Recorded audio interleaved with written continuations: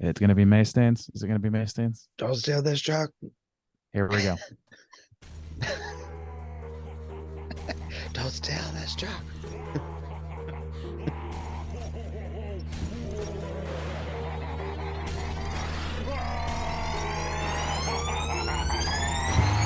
Yeah, we straight chillin', serial killing, pre-cold villains on the mic, got you reeling. 5-star rated from the floor to the ceiling. If you catch a 1-star, no time for feelings. Got a team and DJ on the ones and twos. By the name Beelzebub, so don't get confused. So grab a seat by the fire, roast a marlow or two, and prepare to hear the legend of the straight chillin' crew. What up, nerds, and welcome to another DIY episode of Straight Chilling, the weekly horror movie review show where you chill and we kill, slice, dice, and chop up yet another horror movie. My name is Bob. I'll be your host for the evening. This is episode 395, recorded Tuesday, November 2nd, 2022. Tonight we are talking about another Patreon pick. This one was chosen by your boy Dongster Sam. The movie is May from 2002. Before we get into the review, let me introduce everyone else on the show. First up, calling in from Washington, D.C., we got our boy Chuckalin Randu. What's up? Hey, wanna go get some jujubes with me? Do you want to go get some jujubes with me, Bob?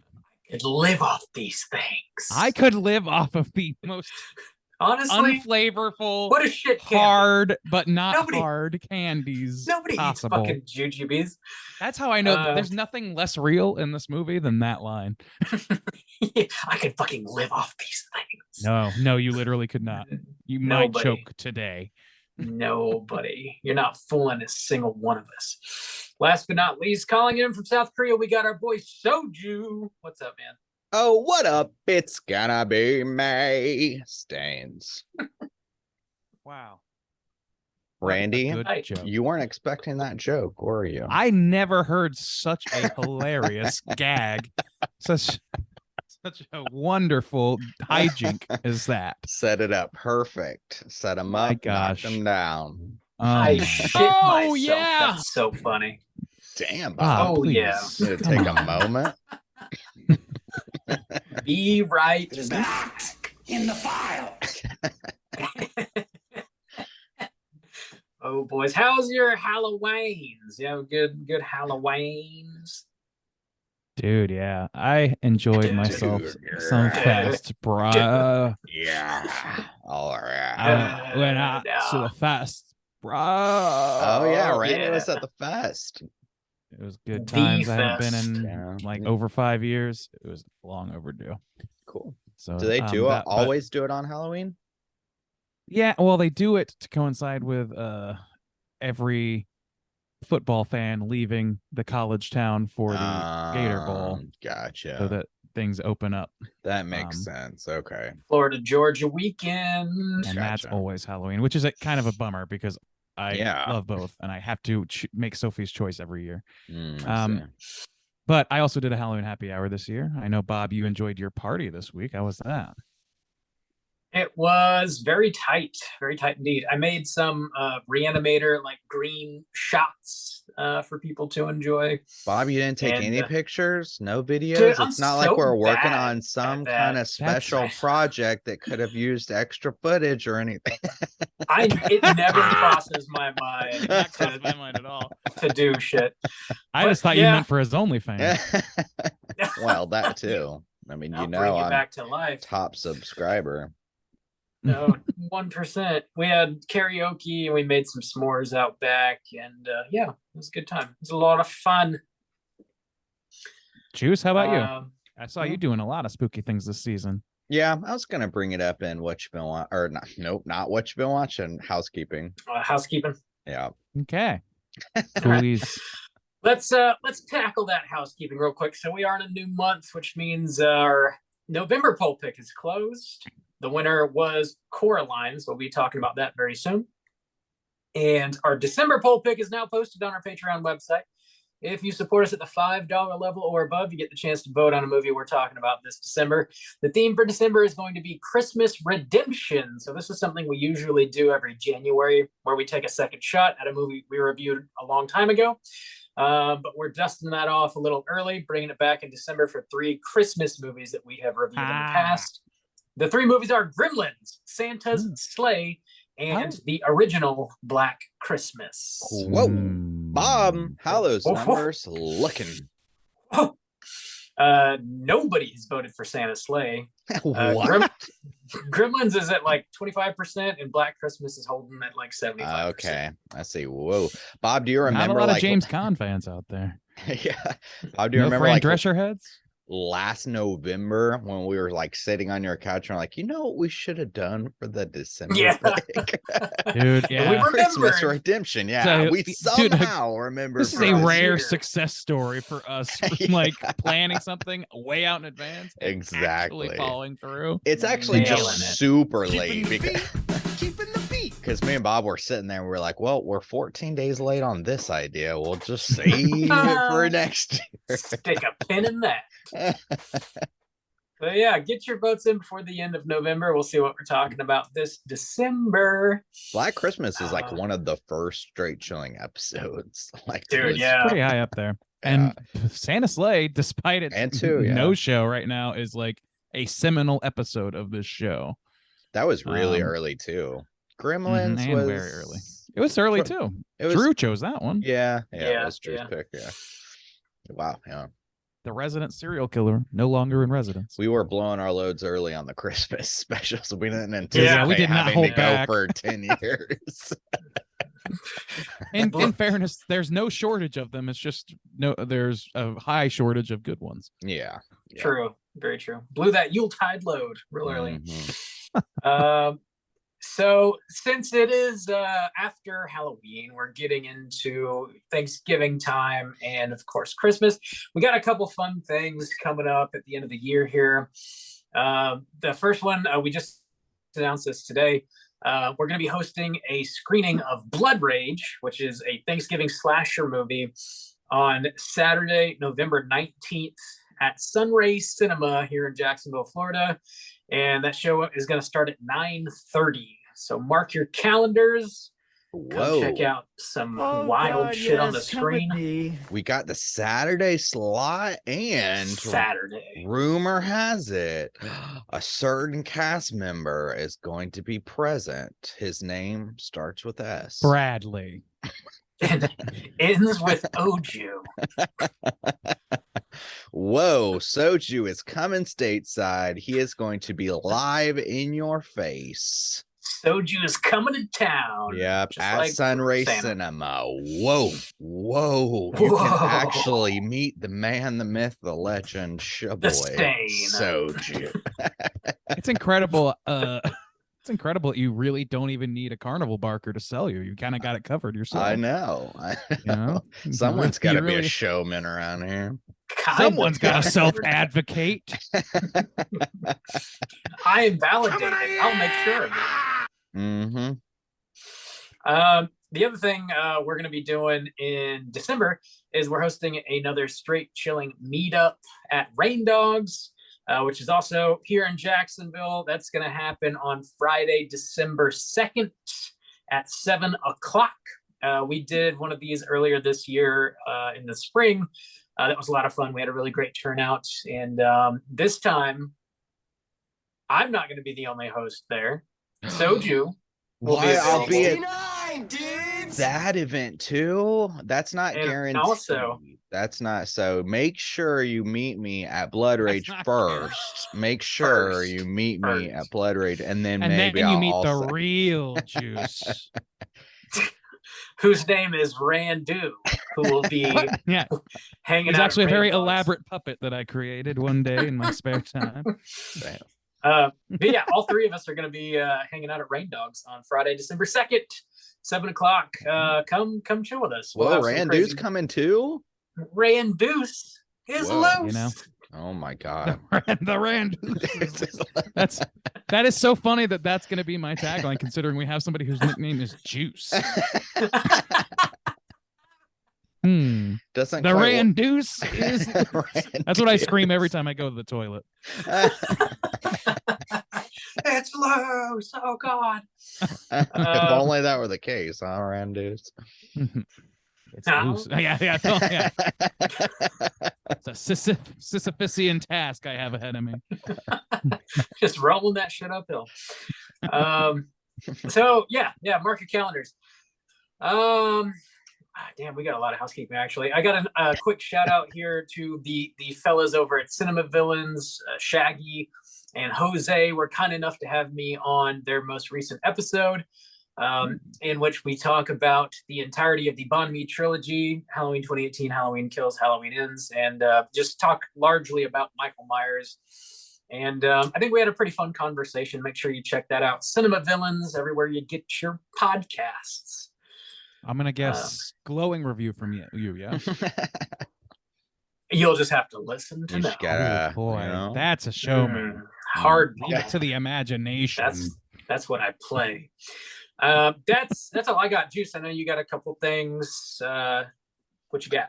Yeah, I can't remember now because of the way that they're released. I think I talked about it in an upcoming kind of way, but I was on a Cut Above recently talking about Sleepy Hollow. I can't remember because of the release times if I've talked about after it's come out. So so check that out. We were talking about it for the spooky season.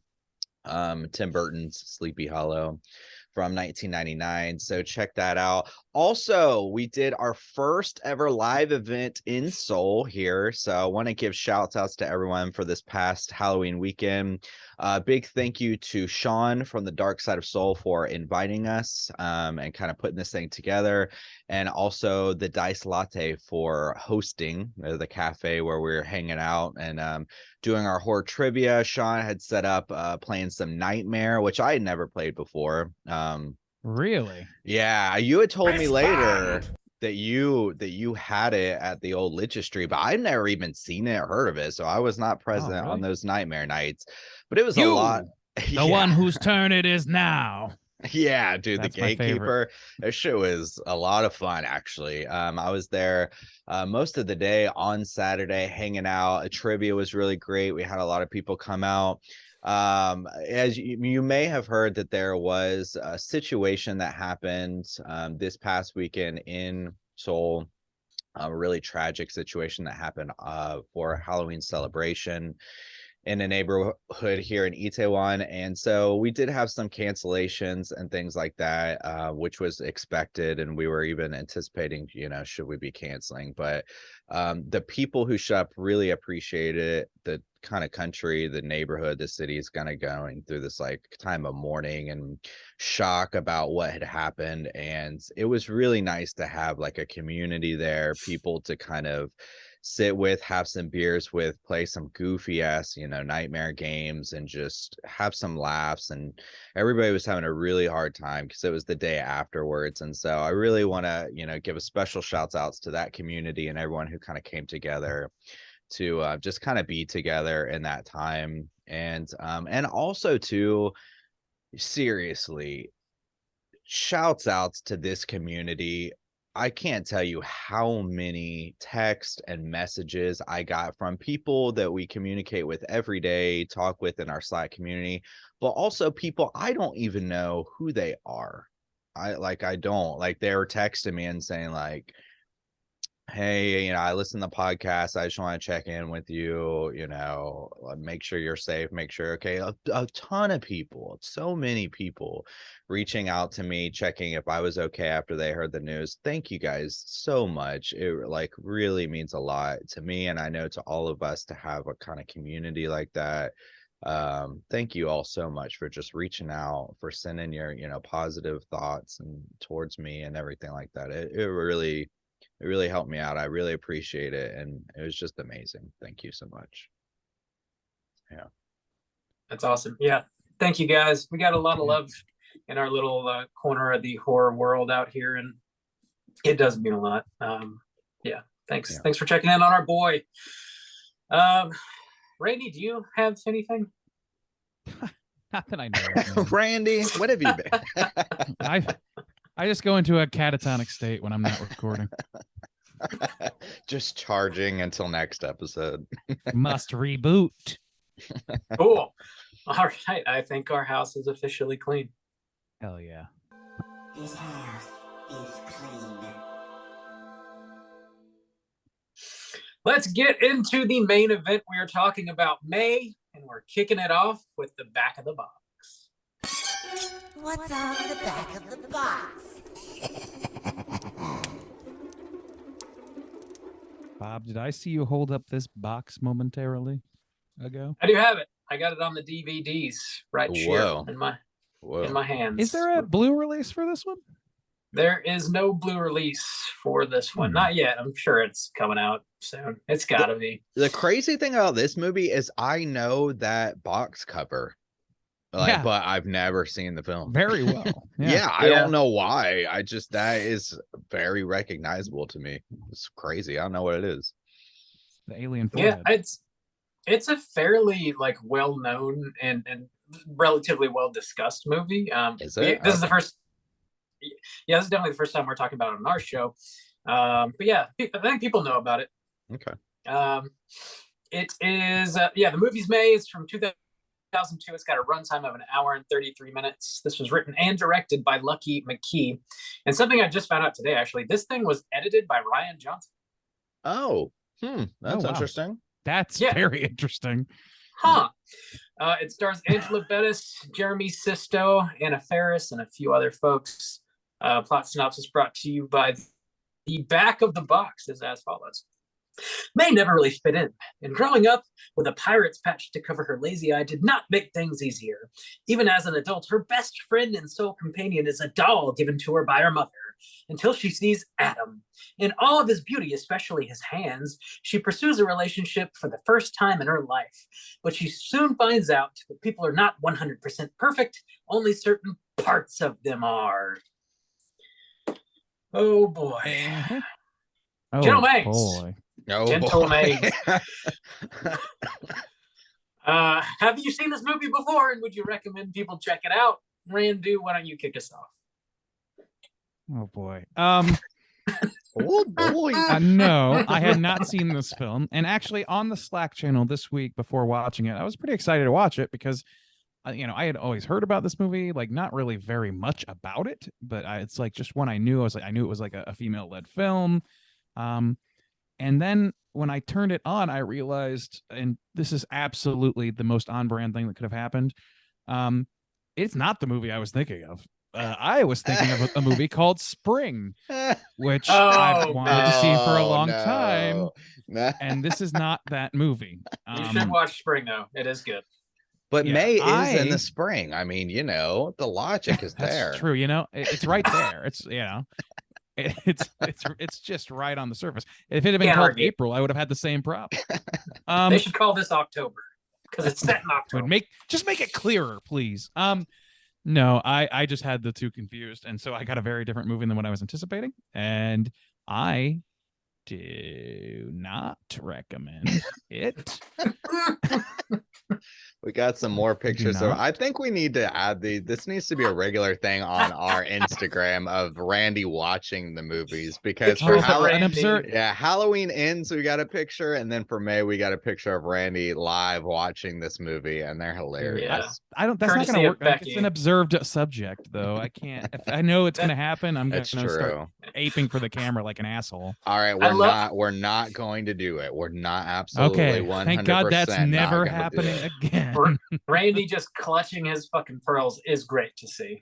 Big fan. All right. So no, I don't Uh, recommend. Juice, what about you? Not particularly. I don't think my non-recommend is as strong as Randy's. I think this has found a bit of kind of got a bit of a cult status now. In the horror community, people definitely dig on this, and I can get some of the appeal. It's a character study, and it's pretty slow and also kind of dated, and that can all those things can easily be negatives for a lot of people, especially like the kind of datedness. It came out in 2002, and that is not like a infamous time for good horror movies, but You know, I don't particularly recommend it, but I could see where a decent amount of people could get some see the appeal and what people like about this. So it's a loose not recommend. Sneaky Halloween film though. So I did not really Yeah, like, there's yeah. nothing about the advertising or anything in this that advertises it as a Halloween movie. So if you're looking Oh, for a little yeah, it extra is, isn't it? spookiness, or some kind of hidden gems for Punkers. Halloween, then you can check this out. I think this could be a fun Halloween watch. Bob, how about you? Had you seen this before? Would you recommend? Oh, I never seen this movie before. Okay. Yeah, I'd seen this a couple times before, and there's a box quote here on the back of the DVD case from Wes Craven. Your boy says, "Startling, compelling, and truly original." So you guys are fucking wrong. Okay, there you go. Well, Wes. Well, I mean, My I'll boy just have to take it up Wes. with Wes. This this is kind of perfect for like a Halloween hangover because it's very light on the Halloween, but it definitely is it's got it going on there. I recommend this one. I think it's a pretty interesting movie. I think it's well made, but it's cringe as fuck. So it's like it's not the most enjoyable thing to watch, but I think it's worth checking out. So I'll give it a recommend. Yeah, that sounds like generally not a recommend from the crew across the board. is what I'm picking up. Usually though, it's a swing. This is not usually how this goes. Usually I'm the one who's raising the pitchfork. So let's see how it goes. Hey, I play by different rules. I don't wheeze the juice that way. Well, we'll see Not with how- anything but we'll see. Underworld, anyway. Randy is a hater, and let's figure out why. Hater. We're dropping that spoiler warning and getting to the rest of the movie. Here we go.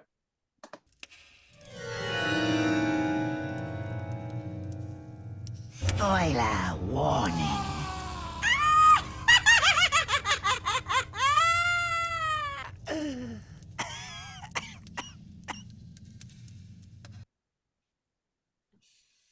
All right, there, boys. Bob, you got that plot synopsis? I got it, and here we go. Our main character, May Canaday, is a woman in her 20s working as a vet assistant. She suffered from a lazy eye when she was younger, which caused her to be shy and have limited social interactions. Her mother gave her a doll named Susie for her birthday when she was younger and said, if you can't find a friend, just make one. May becomes friends with a local mechanic named Adam.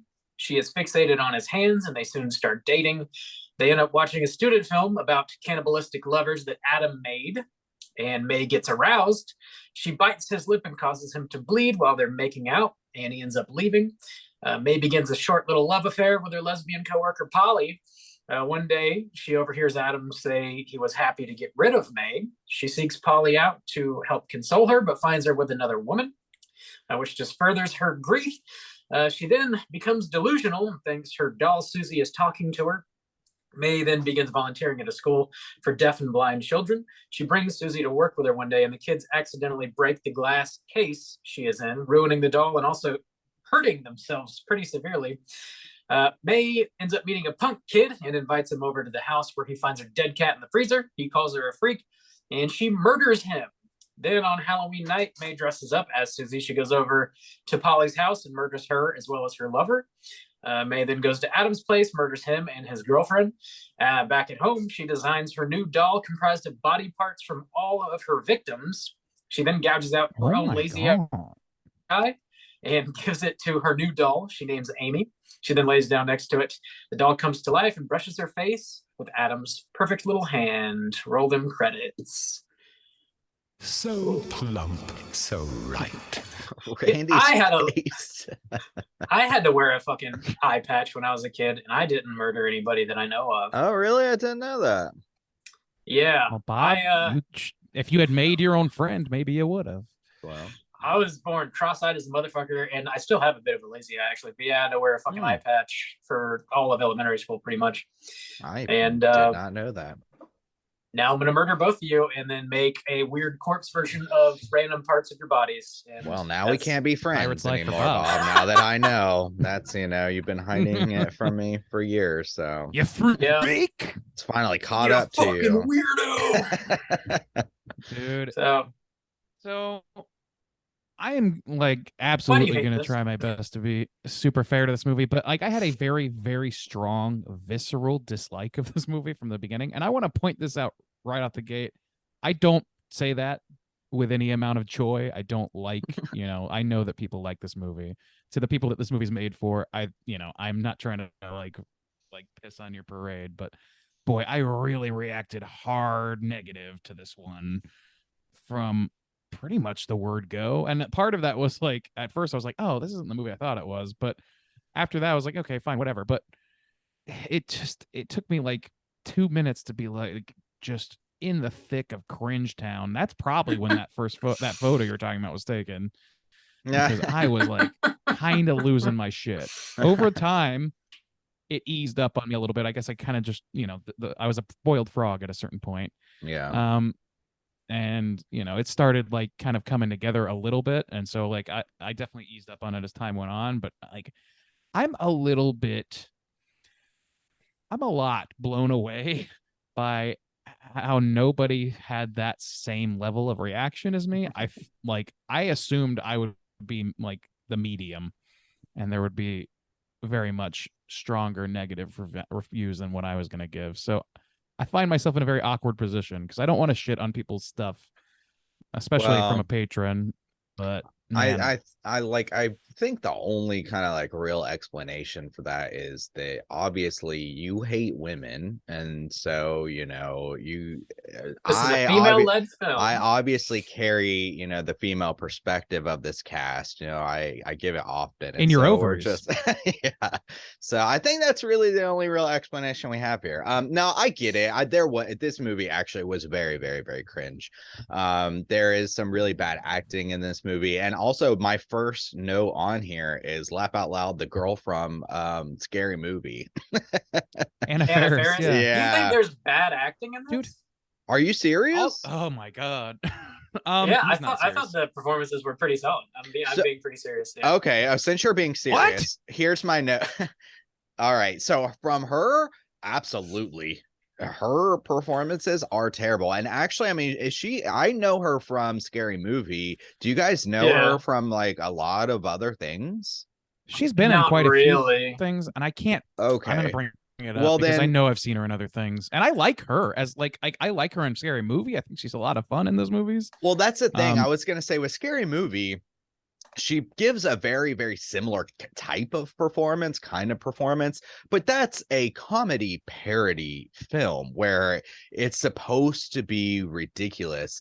The problem with this movie is there is some good acting in this movie, or like some competent acting for what the character is, but for this person, I thought that her performances were really bad and playing more to that kind of like comedy parody level, but this movie didn't seem like that's what it was going for. So I was kind of just generally confused about those things. So what I would say is, like, of the three main characters, that character, May, and then the guy, I think it's this weird split of acting where I think the whatever Faris or whatever, her performance is god awful, terrible.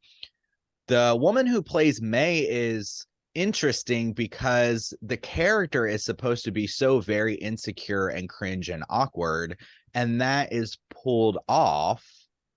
And then the guy actually, I think, sells his role really well. I think the guy does kind of pull off Jeremy Sisto. Yeah, I think he kind of does well with what he's supposed to do, and is actually kind of like the normalcy of this film, or like as close as possible as it gets. So I'm in this weird kind of split zone of like, well, Well, I think Anna Faris is doing what she was supposed to do, which, I mean, she's definitely like the comedic relief for this movie, which I fucking welcome, because this is so incredibly cringe and like unpleasant to sit through. So like when she shows up, she is way over the top. Yeah, she's swinging for the fences, and I get like why that might not work for somebody, but I fucking love it when she's she stares at Angela Bassett. She's like, "You like pussy?" And it's like, I don't know. Almost everything she said was funny to me. Anna Faris, Anna Faris is definitely doing what she was hired. This is 2 years after Scary Movie. She's essentially doing the Scary Movie like cadence. I think she was hired for that reason, to come in and do that, because she is supposed to be somewhat plucky comedy relief. The problem for me is not that. The problem is that, as like unfunny as Scary Movie can be at times, this movie is consistently not fucking funny when it's trying to be. No. And so hearing like her delivery when the jokes aren't funny, I think is what it bothered me about it. I don't think that the performances in this are very strong, but I think it has more to do with writing than anything. The writing in this is really, really cuts my heart out. It really made me cry. I mean, I could get not digging Anna Faris's performance, but like I thought Angela Bettis like fucking killed it. Like I really okay. I think great. we're right to say that like we're right to say that she was awkward into the and it was what the character was supposed to be. But again, it's like this writing issue. I don't know, man. I have a hard time putting my finger on all this. I tend to agree that it's probably a writing issue, because I couldn't tell you exactly what this movie is going for as far as tone, because it really is kind of split in that way, because it's telling this kind of tragic tale of this girl who doesn't fit in, and it presents itself, honestly, the way I see it, and my strongest points for it, opposite of Bob, of like, oh yeah, I welcome those comedy beats, is as a character study. I mean, the film is called May, of a character study of this girl who grew up in an awkward state with not very, guiding and supporting parents, who now cannot fit in with people, doesn't know how to operate in society, and her like navigating just basic things like friendships and her first relationship. And in that way, I kind of found it interesting. And because I feel like the guy was the best performer and pulled his stuff off, when she's with him, it's cringe, but it makes sense for this character study of this person. When it's in these comedy beats, then I'm confused about, are they trying to pull a gag? Are they not taking this character seriously? So I think it's this weird confusion of tones of what is this movie actually going for? What is it trying to achieve? As a character study, I think it's pretty interesting in those beats.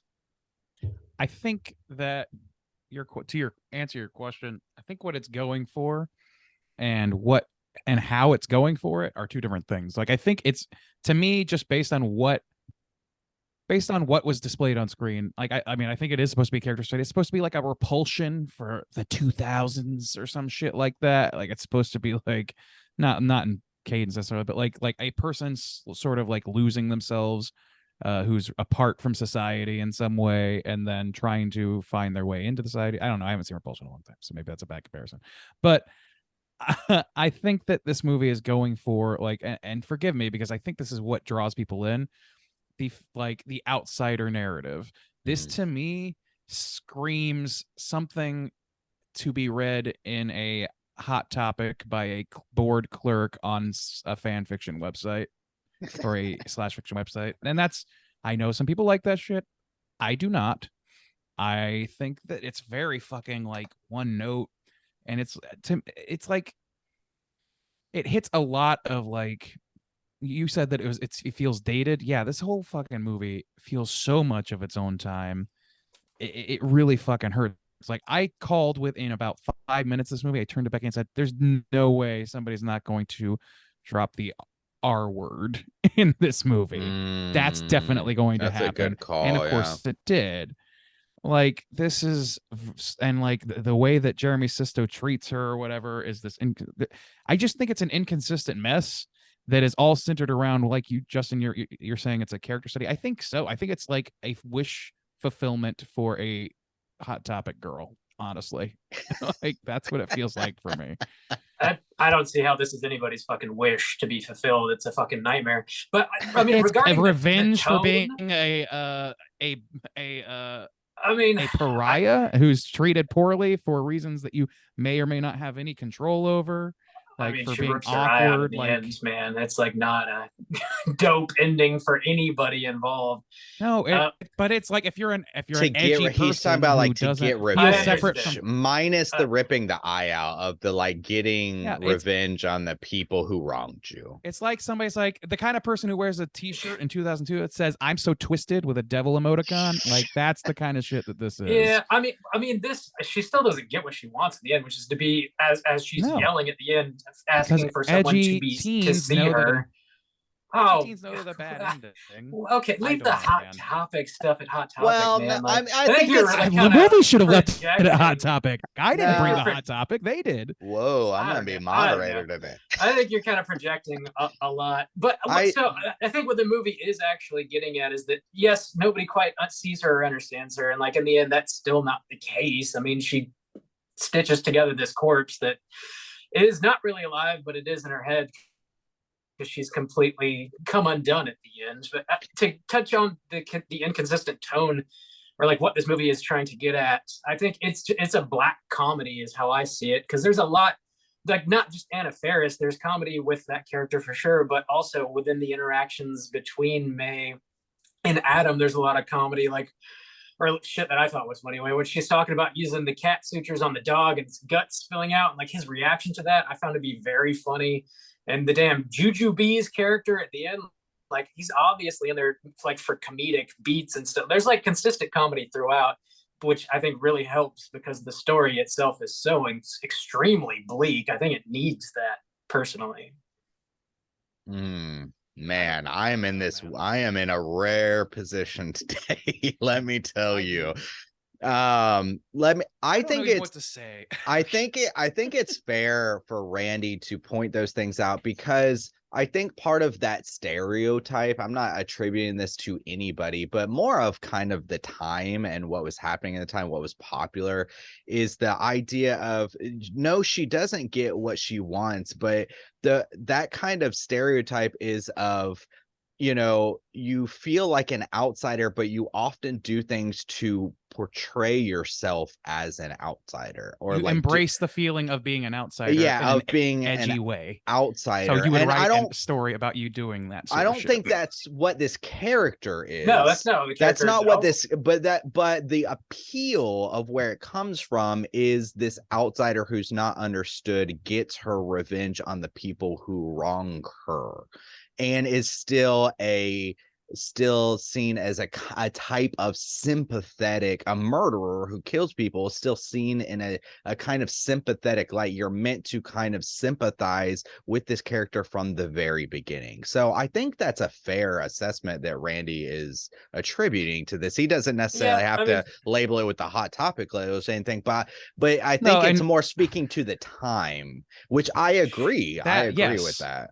Yeah, I mean, yes, she is and I'm somewhat of a sympathetic character, but she's very murdering a lot of innocent people, you know.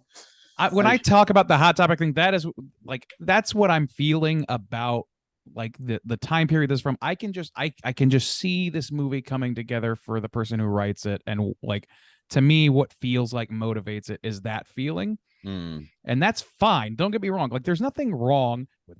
Like, I had a Hot Topic phase that was plenty long. I did edgelord horse shit, and like I am a very, very embarrassable human being.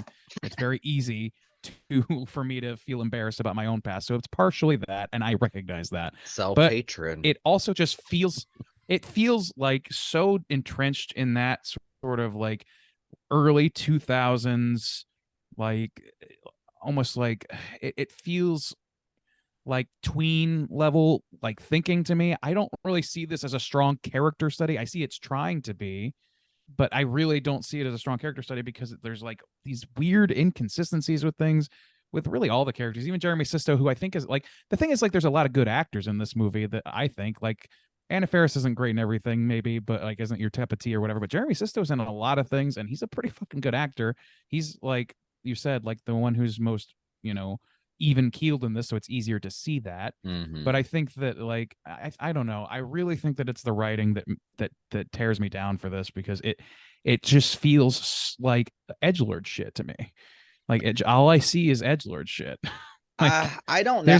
Literally this character is I put Sally from fucking Nightmare Before Christmas in my background for a reason. It's because this character is just another version of that character in my mind. The reason people are drawn to that character is like people feel damaged, people feel slighted and cocooned away from the world, and then like you say, like they kind of lean into it by creating art that expresses that, and that's fine. But there's a lot of like really not impressive artwork that comes out of that feeling. I feel Well, like. okay, we're not Like, art critics now. I think this is one of it.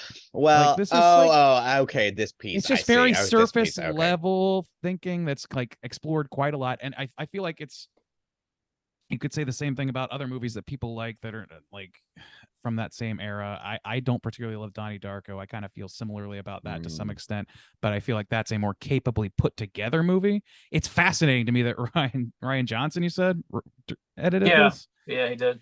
Because I thought the editing was really not good.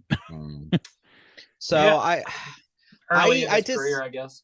I disagree. I think this is a pretty interesting character study, or I think it's done pretty well. I think the dressing, I agree and I disagree, because I think the writing here is very weak. I really do think it's very weak, because there's so tropey. Everything about it's so tropey. Well, there's this element of the doll, and it ultimately plays off of the advice her mother gives her as a young girl to, if you can't make a friend, or, if you don't have a friend, make a friend, which, see, it ends to this thing where she makes this Frankenstein monster to accept her. And I don't really think the movie kind of earned that necessarily. Of course, she does fixate on his hands throughout. But the other things are like brief mentions. How she puts this Frankenstein together is very just kind of like last minute impulsive kind of throw in there type of thing. And I thought the whole element of focusing on this doll was not fleshed out or very well achieved. And so I think the general writing of this film, the mixtures of tones and stuff, are not crafted well. However, again, the interactions between May and the guy, I can't remember, Peter, is it Peter? Adam between May and Adam are actually believable, and actually very interesting. And because, the whole outsider of May, who literally has no experience in interacting with people, let alone a relationship, finding this, self-proclaimed, I like weird, that guy making these indie horror films and stuff like that. He's more of the hot topic type of like stereotype that I think Randy is trying. He's definitely got the. I think the whole movie is that, but yeah, he's definitely got the trope, but it's actually kind of a fun catalyst for Mayor to see this path, because she is picking up cues. She is very, very, very much into this guy. He is able to recognize that she is, and is actually kind of in some way being kind or polite, but also, this girl's kind of fawning over him. So, okay, you might as well give it a bit of a go. And so he even opens up to her a little bit. Oh, let me show your movie. Are some women going to be disgusted by this or think it's weird? She's not. She's into it, but her social cues, she has no social cues. And so her picking up on this thing of him making this very campy cannibal movie, and her picking that up as a social cue to then bite him, and then him really realizing like, wow, she's not all there, like mentally, to be able to interact socially, and him kind of like avoiding that. It all makes sense. And I thought that played out well. And because he's such a good actor, and because she is supposed to be a very awkward person, that all worked very well for me. The shifts in tone, though, like you said, the Jujubee guy or whatever, all those like comedy beats did not work for me. They just weren't funny. They were funny at all. Exactly. This movie could use some levity, but what's written and what's delivered was the cringe part for me. The comedy in this is huge cringe for me. I was not about the comedy. Well, that's the thing. It's like it's trying to be black comedy, but it really seems like, and then and then the glass breaks and all the kids roll around in the glass and she just cry. Like, I don't know, man. It's very, Hilarious. like, I didn't see that as a comedic moment. well, it didn't seem that serious. I thought it was like, this must be some dumb Yeah. dream sequence, because this I is don't think that was supposed to be funny at all. I don't think so. whatever, man. It seemed like it was supposed to be funny because it definitely wasn't scary. Of all the moments, you picked the blind kids rolling around. Dude, the blind kids are let me ask you this. Have you guys ever seen a blind kid that just like stands near a tree and just touches a tree for hours? No, you haven't, because that's not fucking real. So I would say actually too, the blind kids thing and the pathway to that and everything That's like, what was is that? kind of the most It's underbaked, it's- man. well, it really kind of left a bad taste on it, because I was like, this doesn't feel natural. Like, there's a million ways for that doll and glass to break. And this whole, I'm gonna take this doll to this school where kids can't see it and they're gonna try to touch it and it's gonna, I couldn't understand what would drive someone to write that. I can tell you what, this is what I'm talking about. The reason I think it's funny is because I can imagine somebody sitting around with their friend and being like, okay, so what happens next? Oh, so she starts working with all the blind kids. She starts going to the blind kids and she starts like, and the kids start crying to grab her friend, and she's like, no, don't grab my friend. And they just won't stop. And so she just like drops it, and now the kids get all cut up. I just feels edgelord as fuck. Like, it's funny because not really funny. It's funny because it feels fucked up to portray. You know what? It's like Johnny the Homicidal Maniac shit. I'm sorry. Like, I don't know, man. I am not doing a great job of making my case, but it just feels fucking like it's edgelord shit, trying to get laughs out of like dumb, The kids fucking rolling around gross, with horrible glass. shit. It's fucking wrong. Anyway, I don't It want to have to would've- defend that part. Yeah, no. Fine. Take any of the other comedic beats you want. They're just not funny.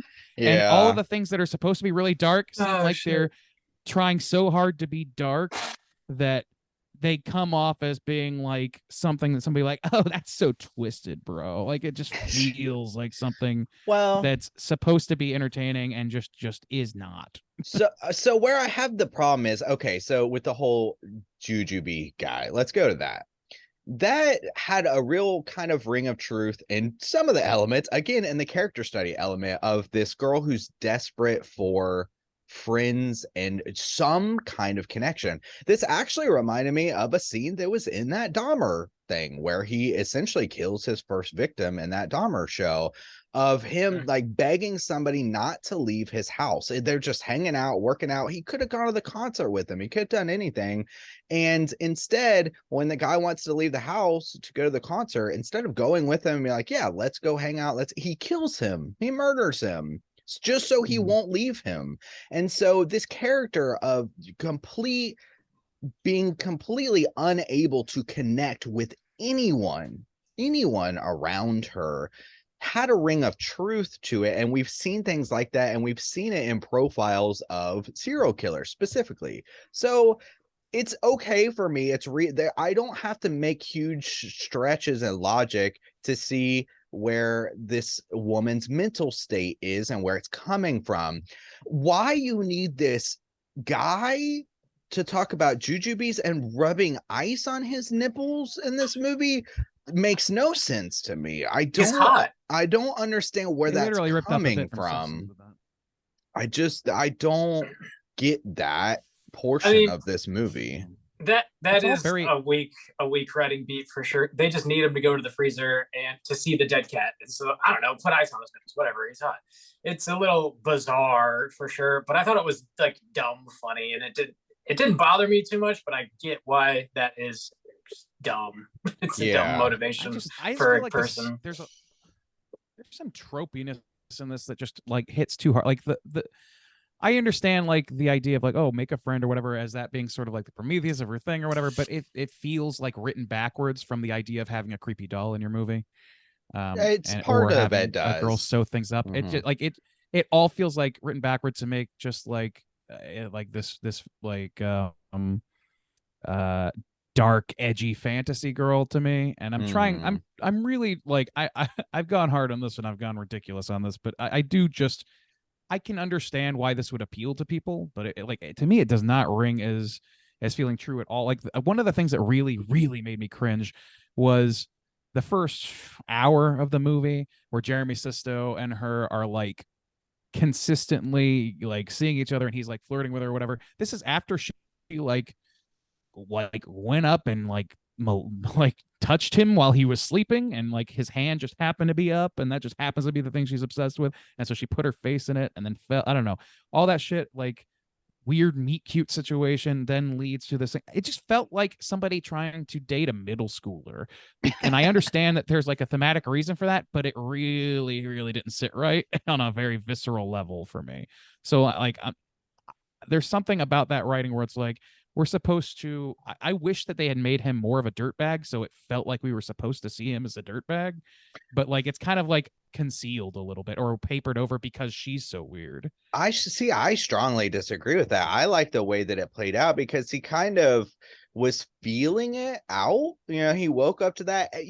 I think he actually plays the role of feeling it out of where like I don't feel comfortable with this girl, but I don't really know her. And I also kind of like feel a little maybe bad for her because I see that It's not she's a reason not to date right. somebody or try Well, to fuck but them. he's not. Well, at And that's a first, you know, creeper he thing to kind do. of takes it. At first, he kind of is cautious, and I like how kind of not realistic, but that approach, because it's so easy to just make him a dirtbag and be exploitative and just, oh yeah, I'm just looking for sex.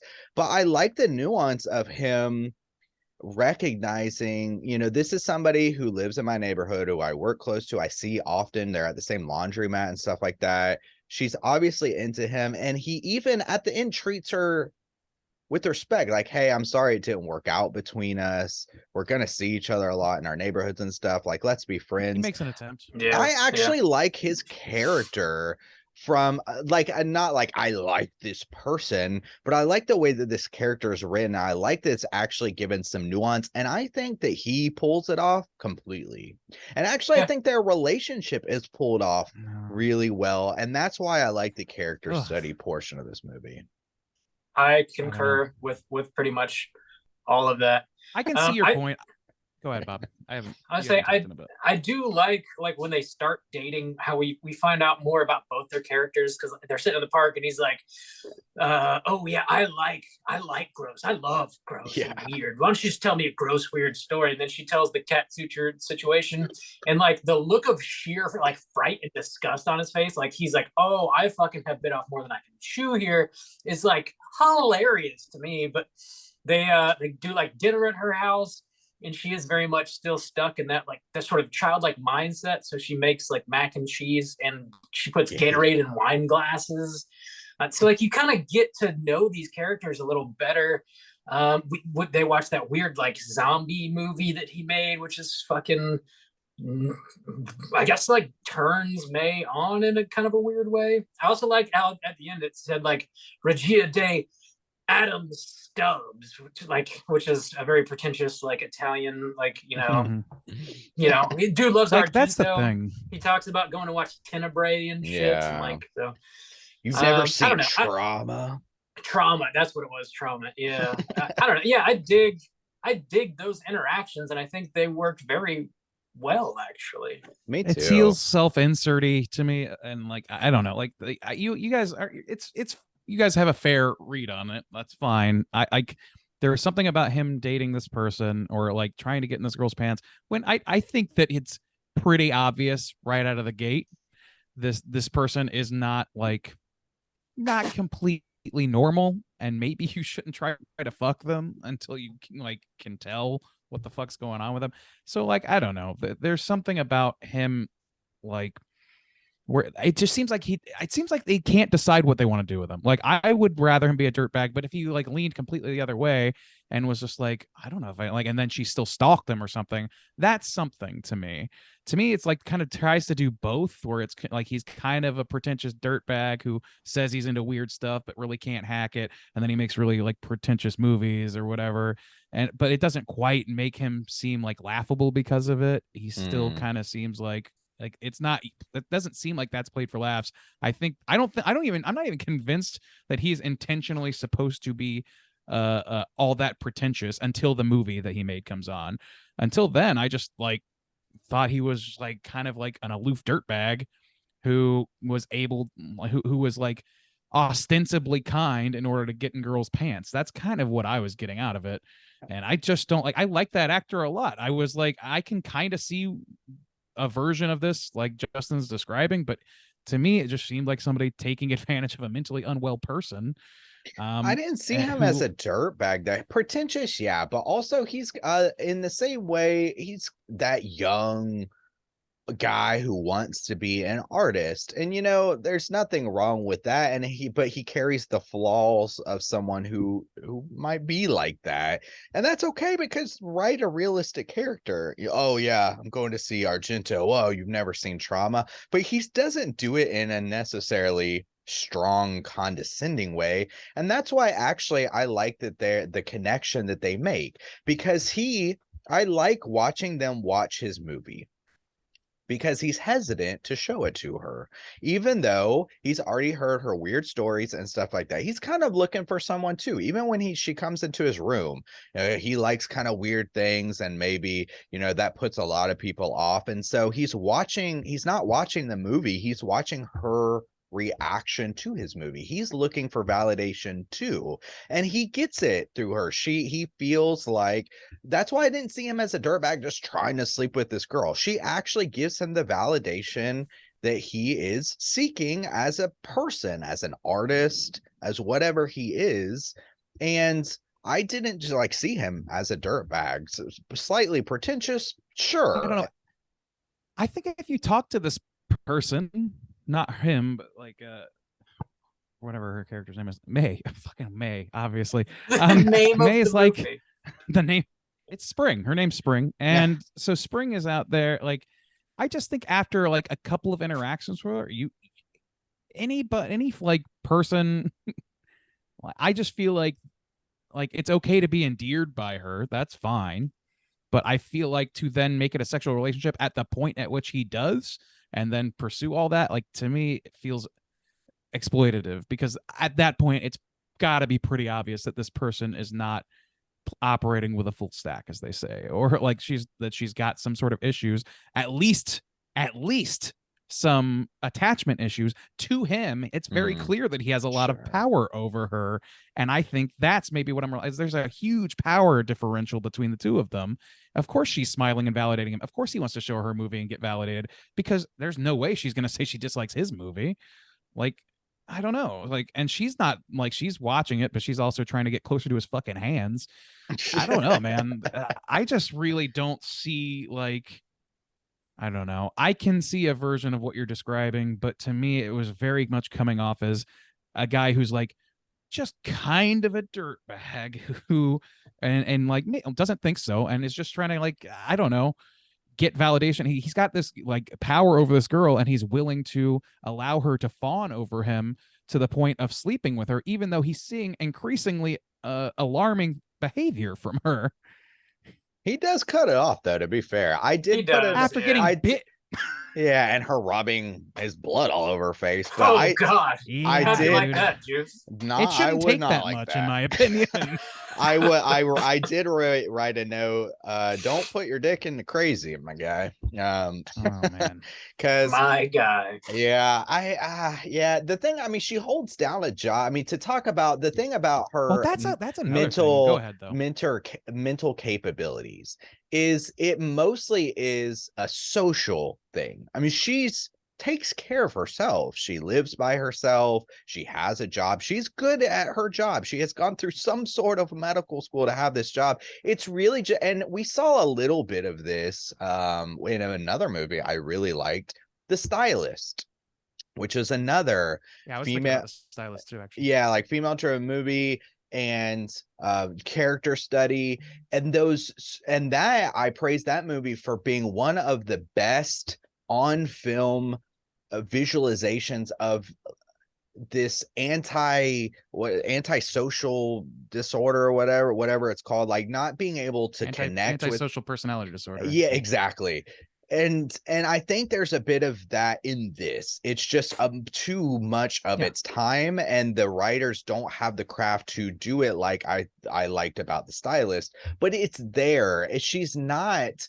She's just like very, very socially inept, you know. See, Well, well, I there's don't two see as things a about him that. exploiting her. I don't see as her. She's Oh, like, I do. I don't. I agree with I mean, Jason on I this don't one. know, man. I don't think I- he's like just in it to get laid. I don't really see that. I don't think in this he's just in it. character. I think he allows his power to get him laid by somebody who is you can kind of tell that even he can tell this probably isn't the best idea. I know, but like that's not the That's- worst that's mistake fucking- anybody's made. I mean, tell it to Louis C.K., man. I don't know. I think that this is like, I don't know. There were so many things that I wanted to rebut there. The stylist comparison. Yeah, I see the stylist comparison too, but I did not particularly love that movie. I thought that it, like this, was fairly thin. And but you're right to say that is a better version of what you're describing. And I do think that there is an element of trying to do that here, but I don't think that the writers have any fucking idea what if they can't get a blind kid right, I don't think that they looked up antisocial personality disorder. I just don't believe that. They might have looked And that up would the be first fair. line on Wikipedia. I mean, that would So- be fair. So I don't think it's a very capable telling of that tale, and I think that her like oscillating, like she has like I sent the text to you guys, manic depressive pixie nightmare girl, because that's what I kind of feel like this is. It's like the dark version of the early 2000s manic pixie dream girl like idea.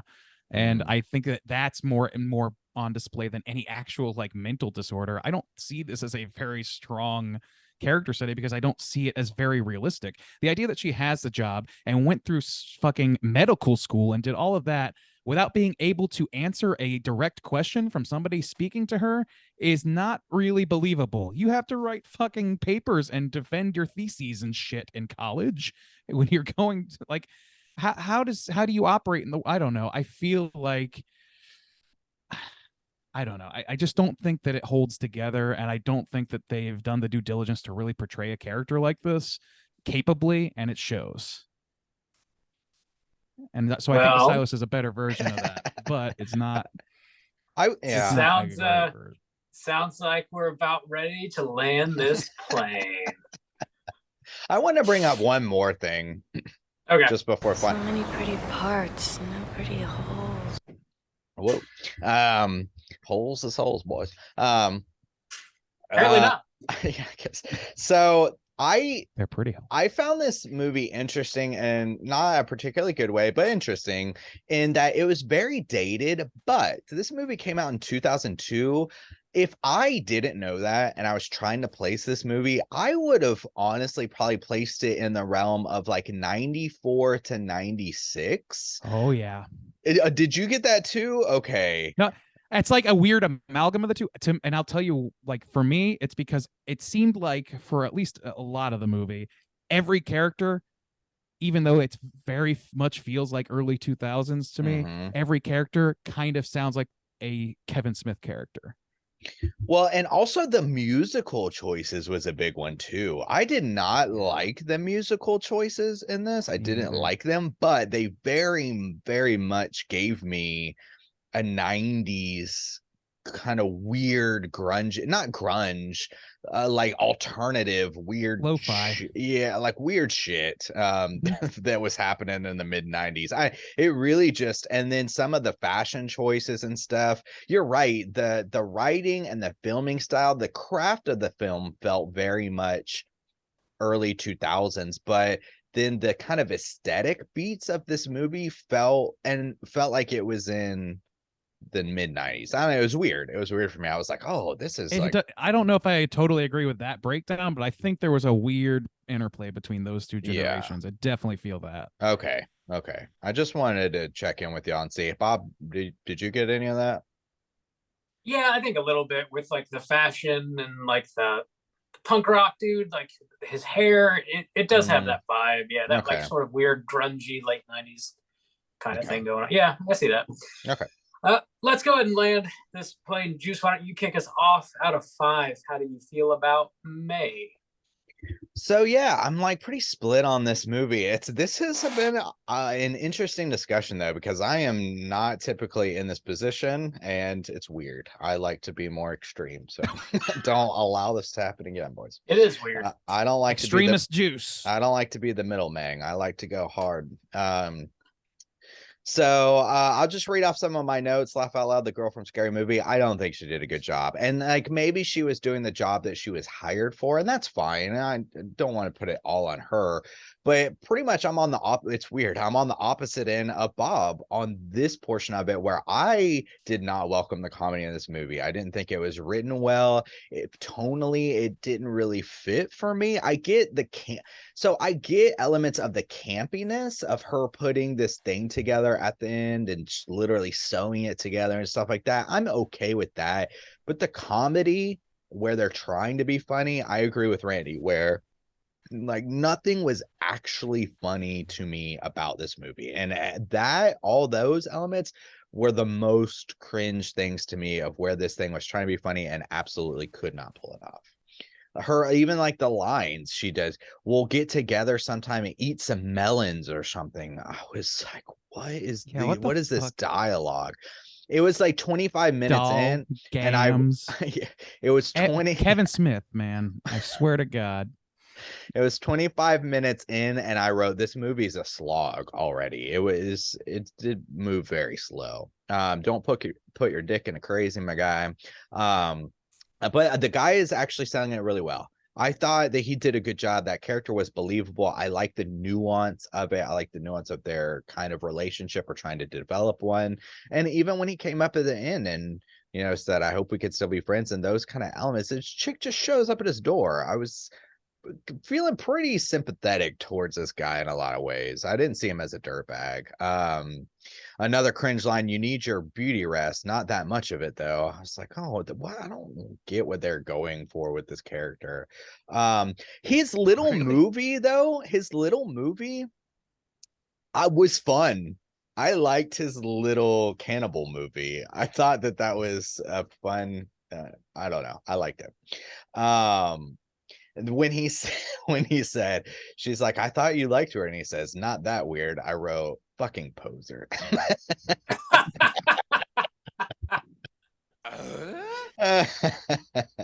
The punk guy with that, can I ice cubes I can rub on my nipples? I just all that was so cringe. Another comedy beat that just landed completely flat. I don't like the musical choices. I did not like the blind kid thing. That felt very awkward and cringe to me. I just could not understand why they wrote it that way.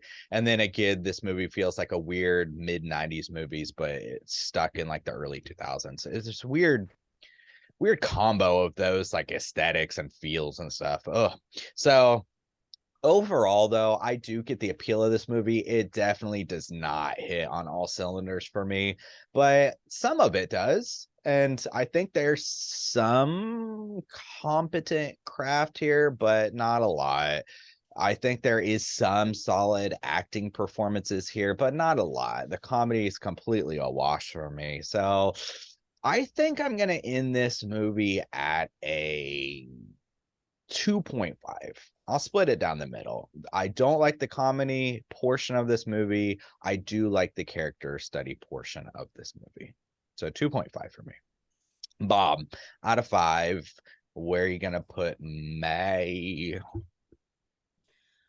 Something that I hadn't mentioned yet was the score has this like real creepy kind of like old school like jewelry box or whatever. You open it up and there's like a little doll that spins around, or like music box kind of thing. It's got like some inspiration like from that. I think is what I'm getting anyways. I thought it was really effectively creepy. I thought Angela Bettis did a really great job playing May. I thought she like pretty much nailed it, and like to feel like as uncomfortable as I did while watching this movie, that doesn't happen without her laying down a really solid ass performance. And I think the interplay between her and Jeremy Sisto is really damn effective.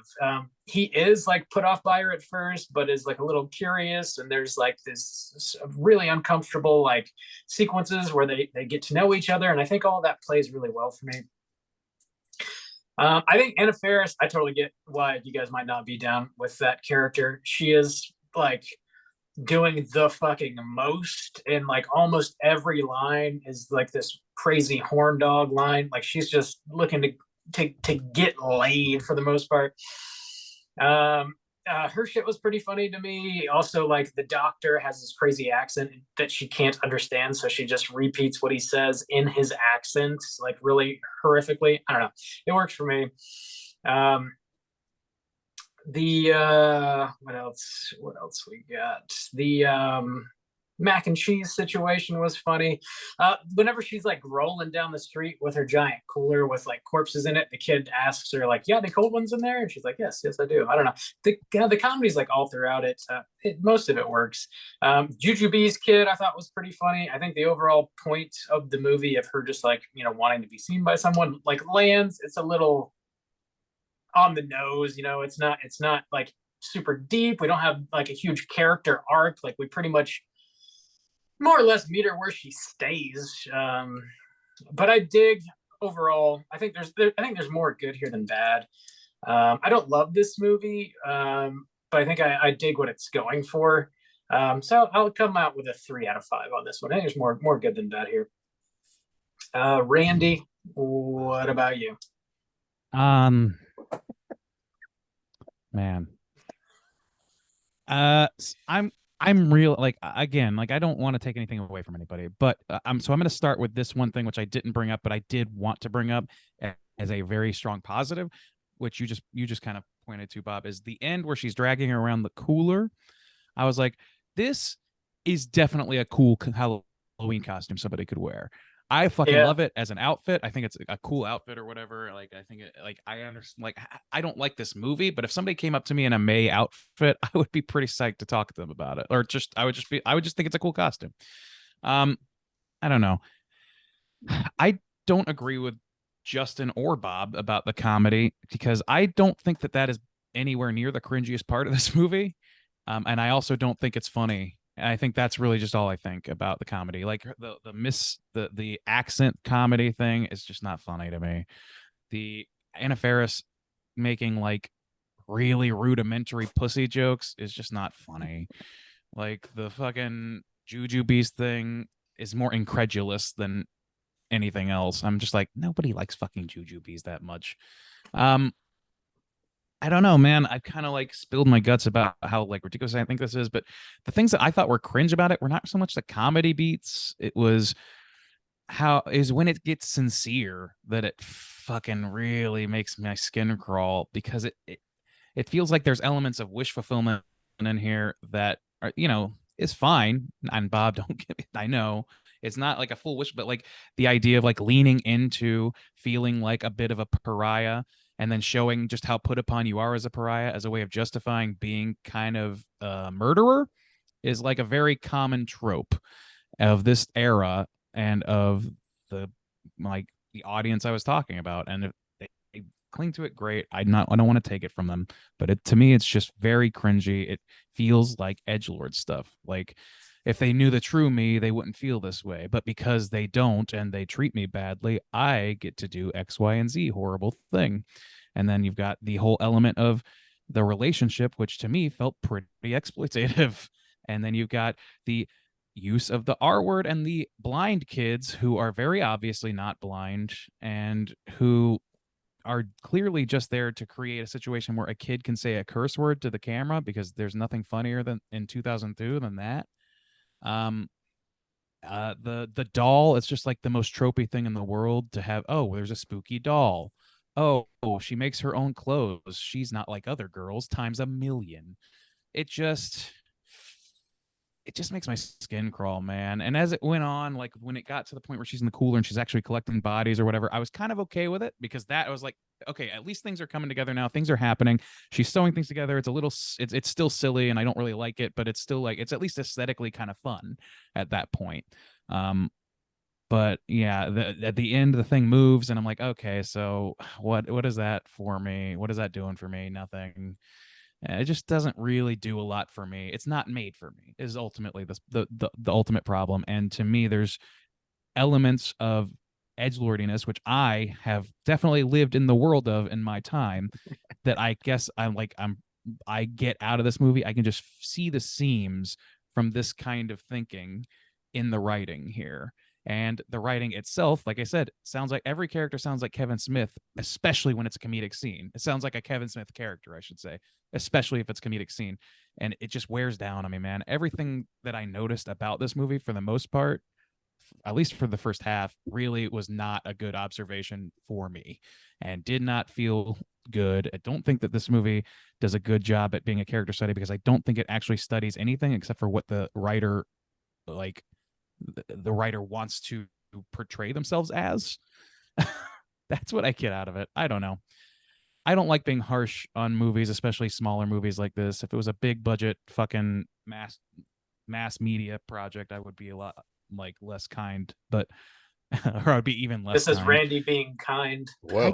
This just isn't for me, man. I don't know how else to put it. I'm really struggling to find the words, and I don't have great like arguments that are universal to anybody but me. But if you feel what I feel, then let me hear you sing it, baby, because this is a 1.5 for me. Oh boy, 1.5 from Randu is going to put our aggregate at a 2.3. All right. Let's jump into our Rotten Tomatoes segment, see the critics and users think about old May. Certified. Oh, middleman So this stains is- over here. Don't do it to me again, boys. Don't do it to me. You're the meat this week, Juice. You like it. Stop fighting, guys. Mom and Dad are at it again. Oh no. Oh yeah, hide under the bed, little Johnny. May. RottenTomatoes.com. What are we doing? Rotten Tomatoes segment. This is the Rotten Tomatoes segment in which these gentlemen are going to guess to the best of their abilities what the critics and users think about the film May from 2002 on RottenTomatoes.com. We're going to start, as we usually do, with the critic score. There are 69 critic scores here to count from. Not that Ew. many for a movie this old. I'm going to start with Juice for this. What percentage of those 69 reviewers would you think gave this a positive review? This is tough because I know this has got more of like a resurgence, or I feel like it has later. But so I don't really know when these reviews are coming from. I think they'll be, I'm thinking they'll probably be a little forgiving with like this kind of indie darling a little bit and of its time, but it's gonna be capped for sure. I'll give it a 60. Actually, you made just like a great observation that I didn't bring up as a positive, which is that as much as I've railed on this movie, one thing that I will say about it is like it is clearly a scrappy, self-made production. Yeah. Like, and I respect that a hell of a lot. Like, I guess that's kind of what I was getting at when I was saying this is way better than a big budget failure to me. That it's an attempt made by somebody who clearly cared about what they were doing, and it was done on a small scale. I respect the fuck out of that. Even if I don't like it at all. Bob, how about you? We got a 60 from Juice. What do you think those critics are going to say? 69 of them, Bob. Hey guys. 60. I'll go. Oh, man, that's a good guess. I'll go a little higher. I'll take a 65, please. 65. Well, Bobby, I'll tell you what, my friend, you secured yourself the first win here. It's a 70%. Yes. 70. Oh, Wow, 70. That's quite high, huh, Randy? Ain't a little crow Yeah. there, aren't you? No. No, Just I'm fucking quite feasting on literally crow not. carcass. Yeah, you are. You like it. crow. Eat that We bird, all know how- Randy. We all know that you're a slave to the critics, Juice. You don't have to put it on so hard. Let's go over to the audience and see what they have to say about this film.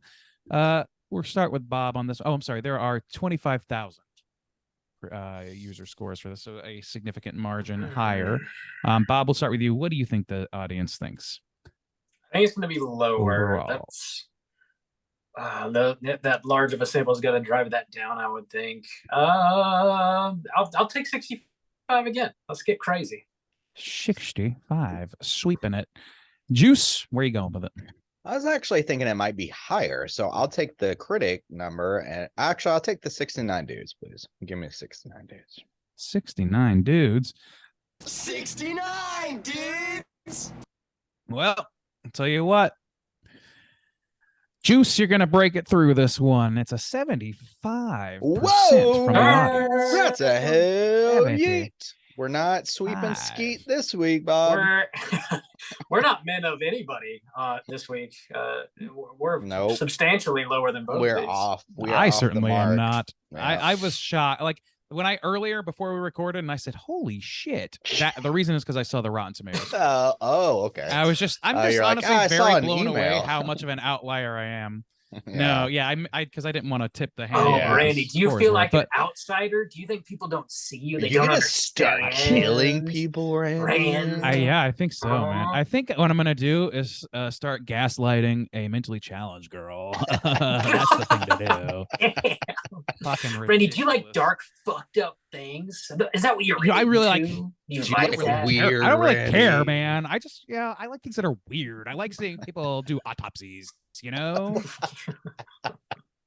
That fucking voice that you keep cutting into is killing me. it's Yeah. mall goth. Which, by the way, They just roll around in it. They roll around in the glass.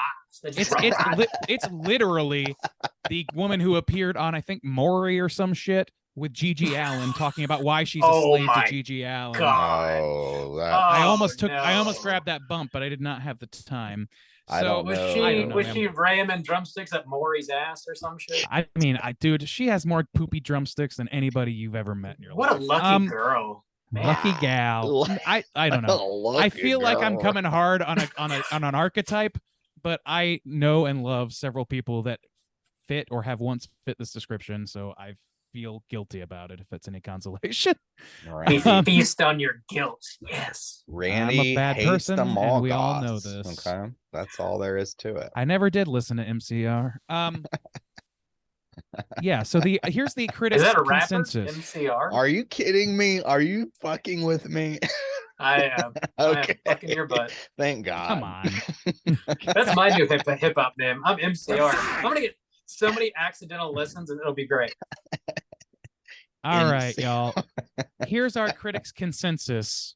It reads as follows: above average slasher flick. Hmm. Is Hot That Topic is all. is Hot Topic still It is a all. store? Is that still a yeah, It store? I is, think but so. it's really more of Yeah. a Spencer Fye. They're all the Really? same at this point, I Okay. think. Does it still Yeah. got that From my smell? Remember that Hot Topic smell? I guess Not not. specifically. but- Really? No. Okay. Yeah, it I smells could like like iodine or smell something. Hot Topic right now. Goth I guess farts? I I used can to work. smell Hot Topic. I used right to now. work there. Mm. Bob, didn't you used to work at Hot Topic too? No, I never did. Oh, I okay. bought Maybe Hair that's Dye at just Hot why. Topic. I want to point that out. It was I wanna red, point wasn't it it? out. It was red, and then I went to summer camp, and the sun bleached it orange the first day. Carrot fucking orange. And I went into high school with carrot orange motherfucking hair. So nobody tell me that I don't get it. I remember opening my front door. You came over to hang out one day, so opening my door, and your hair was just fucking orange as shit. I was like, "Wow, what did you? I what don't did you think do, I buddy?" knew you at that time, but I feel like I remember that. So we went Oh, to I'm the... sure you do. I'm sure you do. Oh man. I'm gonna read a negative Maybe we review were here as hanging we out usually do. then. Okay. I think we might. I mean, we went to middle school too. So Yeah, but we didn't know each other that's that well. true, So we didn't really know each other until much later, or a couple years later. But here's some negative reviews because they're typically funnier and because I just need some validation at this point. Too much. This is not funny. Okay, that one's just too much of a hodgepodge of borrowed ideas and uneven tone. That's just being a sentient human being watching this movie, I think. A bizarre and sometimes repulsive exercise that's a little too willing to swoon in its own weird embrace. That I can get behind, and I think that's kind of touching. Like this to me is like the indie darling manic pixie dream girl. This is like the horror version of Garden State to me. Like a little bit of wish fulfillment, Yeah. a little bit of gothic edgelordiness, a little bit of low capability, technically speaking, a little bit of bad film quality. It just all of it together describing with some gaslighting. Mumble gore is what you're describing. Mm. I'm not terribly familiar with that, so I'll refrain from embarrassing myself any further. One more negative review. It's ultimately difficult to envision May working as anything but a short film. I could see this working as a short film. Yeah. If they cut Sure. out all the comedy beats, for sure. They cut out the comedy. If they made it, I don't know, man. There's a lot. I don't want to like going down the road of like workshopping this because there's a million things you could do to improve this, and we would just be here all night doing it. But I think that there is enough good stuff at the core of this that you could make a pretty good short film. And if you excised most of it, you could start again and make a pretty good film. If you threw this film out, you could really make a film here. Start it over. If you threw this out and then started writing the A next film. Halloween, you'd probably do really good. Where's Corey? We need more Corey. This movie really made me appreciate Corey Cunningham. Oh my God, we gotta move on. Bite We your have tongue. got- I'm slut. done. I don't know what you're doing. All right, Keeping the beat, Well, you ain't. if you just keep talking, I want to cut you off because that'd be rude. Talking. look at you. There isn't much trivia at all, so we can keep cruising. Let's go ahead and talk about Cooter of the Week.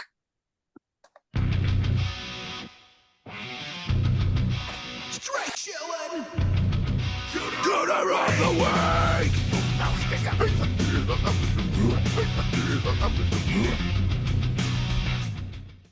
Juice, what is a Cooter and why do we hunt them? Oh, Cooter's character type. And a straight chillin' exclusive. Cooter must hit 3 of these 5 points to be considered a Cooter, but we want the Cooter with the most points.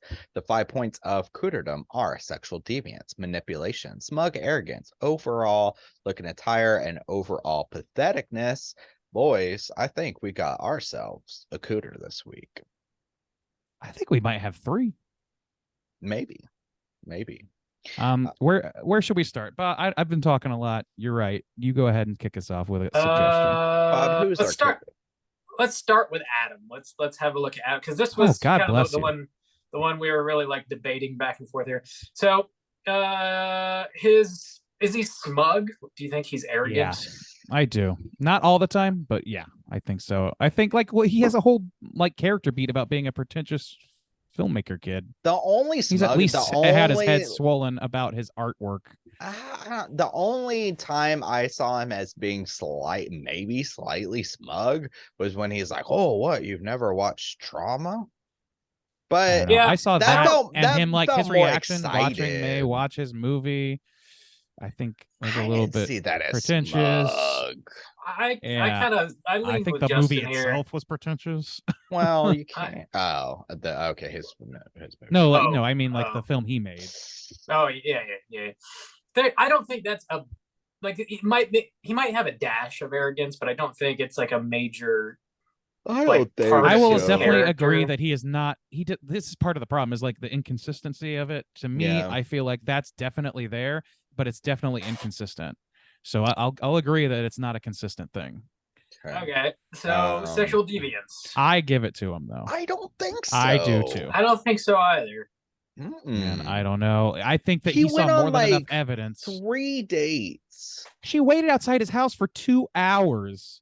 That's not something that like a person who is not like doesn't have some sort of like mental aberration does. And you, the person she's fawning over, who she waited 2 hours for, have a responsibility to that person to not take advantage of them. And I think that he does. I didn't see him as taking advantage. I felt like if he He wanted to tried take to fuck her. advantage, he could have taken her home that day at the cafe. Yeah. I don't think that he was like an overt sexual deviant, but I do think that that is something that you do. Like, I think that he allowed it to happen. I think that he took advantage of somebody after mulling it over for a while and deciding, well, I guess you're sentient enough to fuck. I mean, Yeah, I don't know. They do have like some sort of like weird understanding they come to after they sit down and watch this movie, and she seems to really dig it. I think that like definitely validates him for sure. But like they have more going on than just like I'm here to bone you because I know that Sure. you're crazy into I think me. he Like, pities her a little bit. I think the thing that you're feeling, at least to me, like the other emotion he has for her is mostly it's like repulsion, or it's like being weirded out by her behavior, or it's pity. And like none of those are reasons to sleep with a person, in my opinion. mm, mm, I don't know. I don't. Again, maybe there's a dash of that there, but I don't think it's like a major part of the character movie. I'm necessarily. gonna be outvoted, so we can keep going because I do think we should find a cooter of some kind. There's Yeah. plenty to choose from. there is. I would Attire. attire. I don't think he was wearing like black He dressed t-shirt fine. most of the time. Yeah. Yeah. Yeah. Dress So fine. I mean, he's not gonna hit 3. That's 3. that Even we've on rolled Halloween, out. he was like he was wearing a toga or something, which was fine. What an idiot. Yeah, he was fine. Like, and as far as like patheticness, like kinda. But Yeah. that one I don't A really little, I register could enough see to- maybe a little pathetic, a little bit arrogant, maybe a little bit pathetic. I don't think he's gonna hit hard enough on any. No. So No. let's switch I think over we got a to bubbling the under the surface cooter. my the friend. coworker, the coworker. I What- think Anna she's Faris? she's got Yeah. sexual deviance down pat. I mean, at least in terms of being an overt flirt. An overt yeah, flirt. literally everything that comes out of her mouth is like extremely sexual. It's not even subtle Yeah. in any kind of It's either way. that or it's 40s slang that should only make sense in a mob movie from that era. Yes. So yes, I would say sexual deviance. Sure. What else? Dress and attire, not so much. Smug Patheticness, arrogance. not so much. Arrogance, I don't know. Maybe. Her No, I little don't like, think so. I think she seems kind of like put out. bad. The lines that she's given of like, "What you Hey, know, doll." you're my main mama." Where I was like, "What is this movie? Dude, yeah. What Yeah, is that happening?" is really It's just very her character, though. try-hardy. Like she's trying to just get laid. That's about it. It's like I don't even know if we know enough about her to label her any of these other categories. Really, If she Like, was constantly, and I mean constantly, smoking weed in this movie, I think that it would all be a lot easier to swallow for me. maybe. I don't know. There's something about like guess- because the way she talks, like I wondered at one point in this movie, I was like, I wonder if Anna Faris was completely fucked up this whole movie. she's a little pathetic in that, like I don't know. That's like all she wants to do is just fucking bang anything and anybody, anywhere, May in anytime. But particular. like she also can't understand the doctor or like realize that he's just got an That accent, actor's, so like, she speaks English in and- his accent. It's I like don't know. I don't know. It's just like come on, come on. Yeah, what are you doing? it's just like bad bits, and she's just the delivery system. It's tough to even give her a character note. Yeah. I if I was gonna give her anything, I could say maybe she's sexually deviant, maybe pathetic. And I don't think Again, like, she she's not- I don't think she's manipulates. fleshed out enough. Yeah. No, she's pretty like honestly, like she goes a little over out of bounds with the sexual like innuendos and so on, like and coming on to people, but like mostly she's just kind of like. It seems like in her outside of May, she's not aggressively pursuing these women. She just has a sexual life, which is fine. Yeah. I don't know. It's a Yeah, little bit I of a don't weird know. case with her because I really don't see a character in her. I just see So- a joke delivery system and a neck for the final production. So let's really, go the to only other May. character is May. Yeah. All right, we got to May. nail somebody. Okay, let's go with May. Yeah, you do. All right. Sexual deviant. Yes. Yes. Yeah, I would say so. If you go up to somebody and caress That's your face true. with their hand, Yeah. it's a little deviant. You are crossing That man the was line. asleep and you touched him. That's Mhm. a sexually deviant behavior. I'm sorry. Yeah, I agree. Yeah. Okay. And also like biting somebody and rubbing their blood on your face when they're Oh, yeah, obviously that- not that- into it. That's not That okay. definitely ranks. Yeah. So sexual right, so that's deviant. one. That's just. Bad. I think that might be just deviant. Like Yeah. flat Check. out. Pathetic. Um, yes. Do not Check. wait Yes. outside somebody's house for hours just for them to open the door. At least knock. Like, Is- if you're gonna this- show up at there's a- somebody's house. But I've heard the term "pick me girl" before, and I don't know if this is what that is, but it sure kind of seems like it. Yeah, I and had to again, guess. going back to the Um, cafe scene, waiting for somebody to fall asleep so you can touch them is pretty pathetic.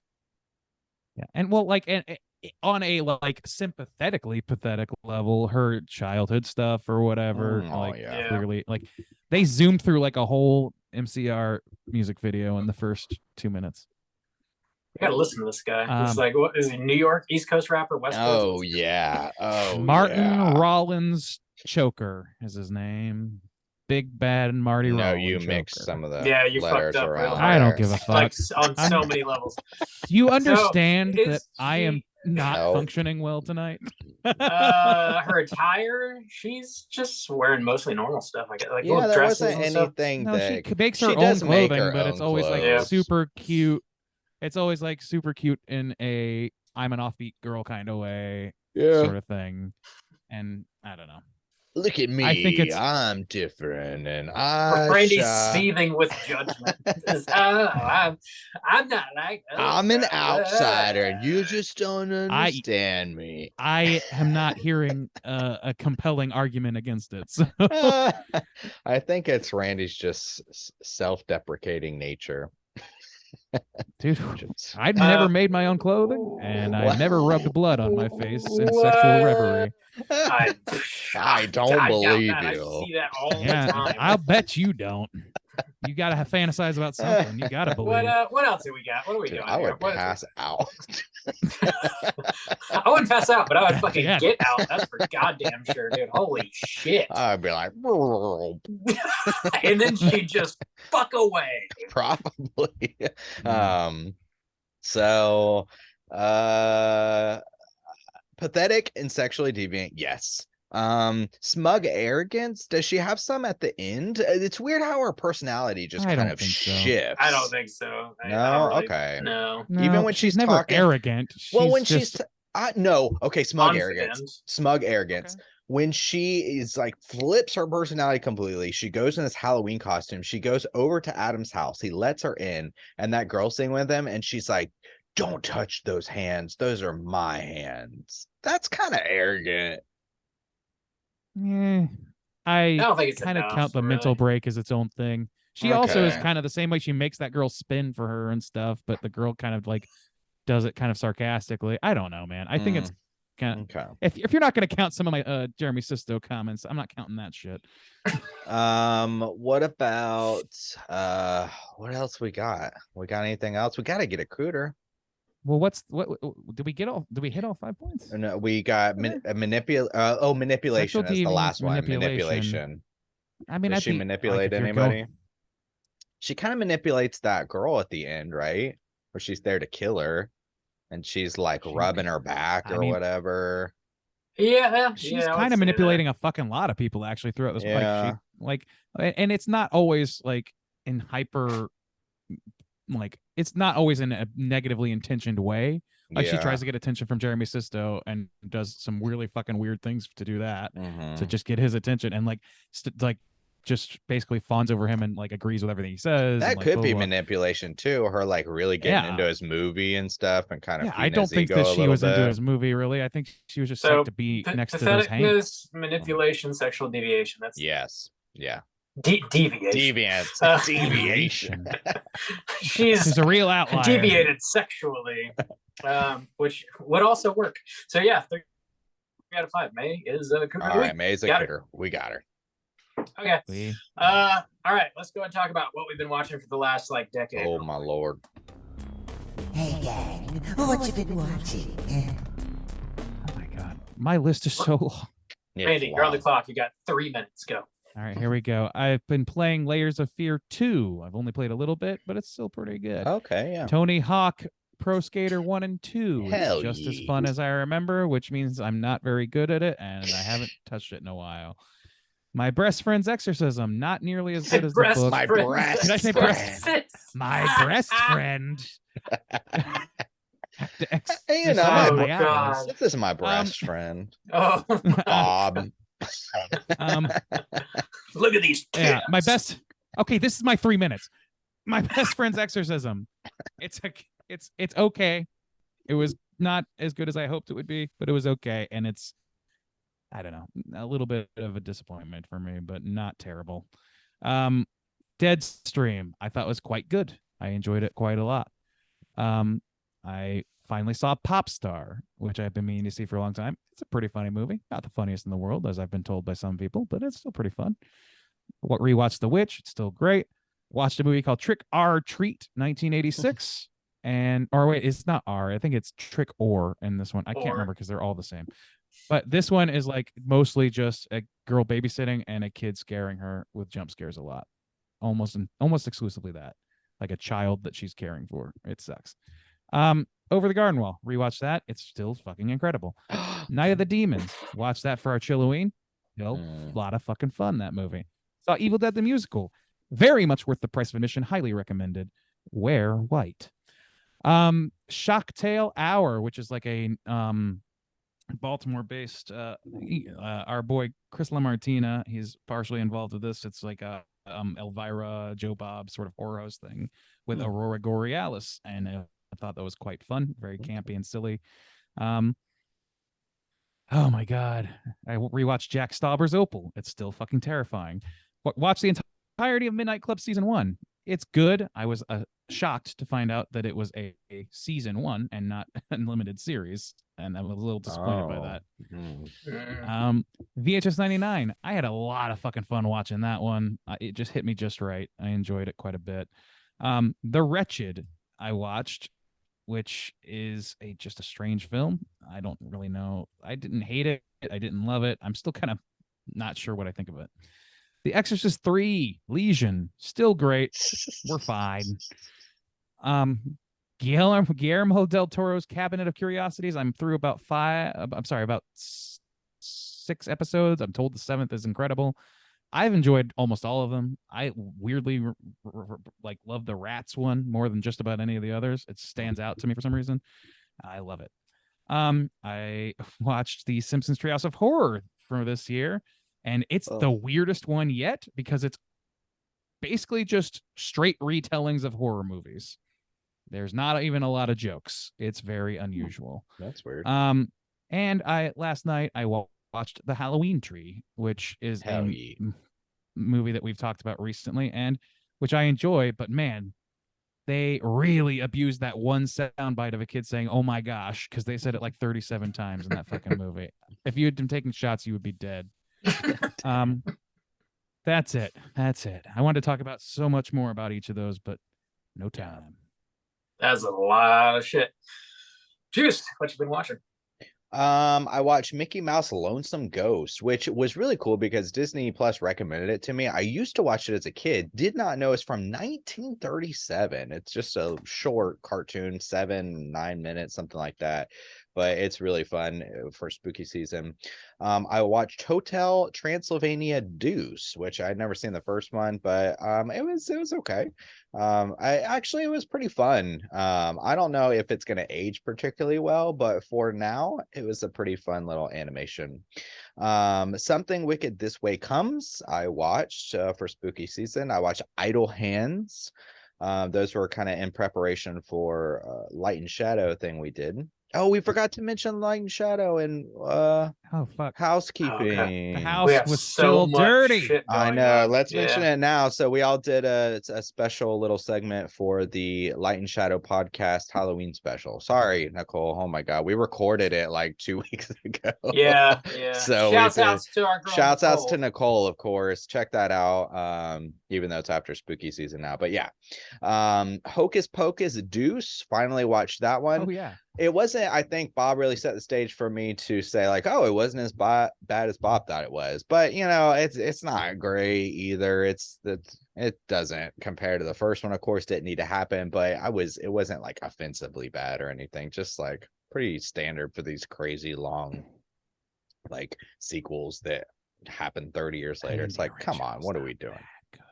Oh, Randy, that's a 5-star film. I watched Terrifier Deuce. Now this is interesting because this is like blowing up, and I don't know if we're ever going to cover or anything. I just feel like it's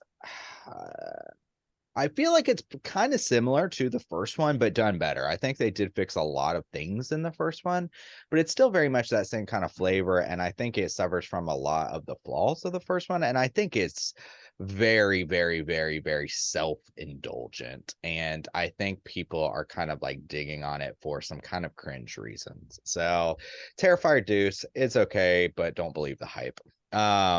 Nightmare Before Christmas, now is the time to watch it. Spooky season's finished. We're heading into Christmas season. It is Christmas season, so now watch that film.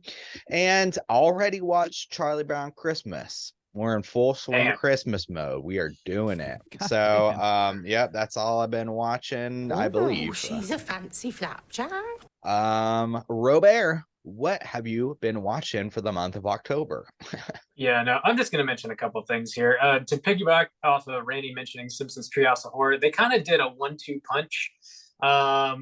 They did 2 episodes back to back that were all horror. One of them was just a straight retelling of the newer It movies.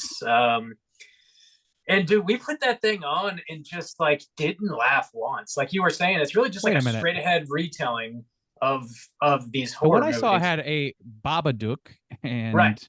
There's so 2 that was the week episodes. after. Yeah, they did 2 separate oh, I didn't know episodes. that. I guess I only saw the second Yeah. one. I guess. So the first one that it's I don't know that they've done this before, but they might have. But it opens up and it's like, you know, Simpsons Treehouse of Horrors presents, and it was called Not It, and it just tells the whole story of the 2 That does- movies.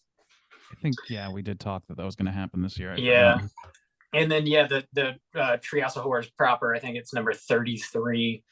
Yeah, kind of a similar thing. Like I might have chuckled once or twice, but like it's just like straight ahead retellings. Really, like there's just not many jokes, and the jokes that are there aren't really The landing for me. Westworld parody was like the most like it had the most original stuff happening, like, Mhm. and it was not. Yeah, Which I mean, yeah. and your girl Linda Belcher makes a little cameo at the end of Yeah, that she too, does. which was like, Was she- you know, whatever. Was she her Barely in it. normal color? We were debating. Are they gonna make Yeah. her yellow? Yeah. Yellow? Yeah. He also commented on how large Yeah. their Yep. eyeballs were, Yep. which was maybe the funny part of it. Okay. Yeah, those were okay, but not particularly funny. They were not Um, god awful. We'll cover it next year. Sure. Don't worry. We'll get to it. I also, oh man, I also watched VHS 99, and I ended up recording a mini cast on that. That's going to drop a week from Friday, so keep your eyes peeled for that. I also have been working through Del Toro's Cabinet of Curiosities on Netflix. I am loving the shit out of that show, honestly. It's fun, man. The quality is like so much higher than I had expected, because it was like an anthology series. I just kind of, I don't know, maybe I'm just used to seeing like the VHSs of the world and stuff, and I kind of had that set in my mind. But like, damn, dude, like I gotta believe Del Toro brought along his like production assistant, or like, because I mean, it like the sets are like dressed to the nines, the costumes He are brought like, along his budget. well, yeah, well, I'm sure Netflix was just like, you know, go fucking ham, dude. You got the name, so you know, do what you want. But there's 8 of them, and I've seen the first 7. I'm gonna try and watch the last one tonight. Anna Lily Amirpour's, she does it the 4th episode, which was so far the standout for me. I fucking loved it, and it's Christmas themed. Perfect time to throw it on. It Okay. fucking blew my nuts clean off. Nice. Um, I'm That always- I love good, it. huh? I would love to talk to you about that, because I did not feel quite that strongly by any means. Okay, well, maybe temper your expectations, but for me, it fucking worked, man. It was not that's- bad though. Don't get me wrong. Yeah, those are the main things I really wanted to touch on. Yeah, that'll do it. We got one more segment to get into, and that is, of course, our hotline streets. Here we go. Oh, yeah. Hotline Scream.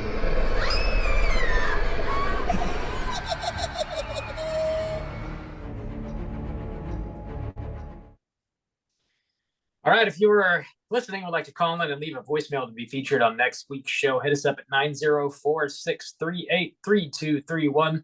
We got 2 voicemails this week. First up, we're going to hear from our friend, the librarian. Let's hear what she has to say. What's up, fellas? Driving home from work, I figured I'd give you a call. Leave a voicemail. I've been continuing my deep dive of old episodes today. Well, this week, actually. I watched 31 for the first time last week, so I listened to that review. That's all I gotta say about that. I listened to It Chapter 2 review today, and now you played that sound clip of Angel of the Morning, which I totally forgot was even in that movie. And now it's been stuck in my head and is probably going to be giving me serotonin for the next 3 to 5 business days. So thank you for that.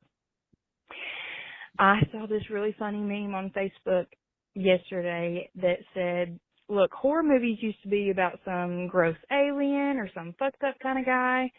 And now it's about the 5 stages of grief chasing you through your $500,000 apartment.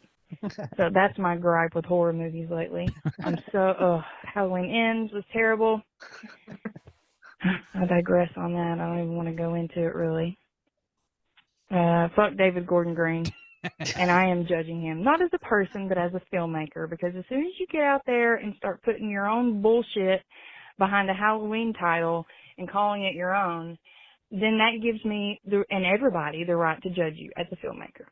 But finally, after weeks of searching torrent websites like a crackhead, I finally got to watch Terrifier 2 last weekend. And let me tell you, art is here to save Halloween. Not Michael Myers, not David Gordon Green. Terrifier 2 is a little engine that could. Love to see little indie movies like that don't cost a lot to make, making waves and doing big things. It's been a busy, spooky season. Went to Netherworld in Atlanta 2 weekends ago. 10 out of 10 would recommend if you're in the Atlanta area or near the Atlanta area. But I'm reaching the 3-minute mark soon. I wanted to plug a few things if that's okay with you guys. One being, I help run a group on Facebook called Forever Horror. It's not just Forever Horror. It's Forever Horror with a knife and skull emoji.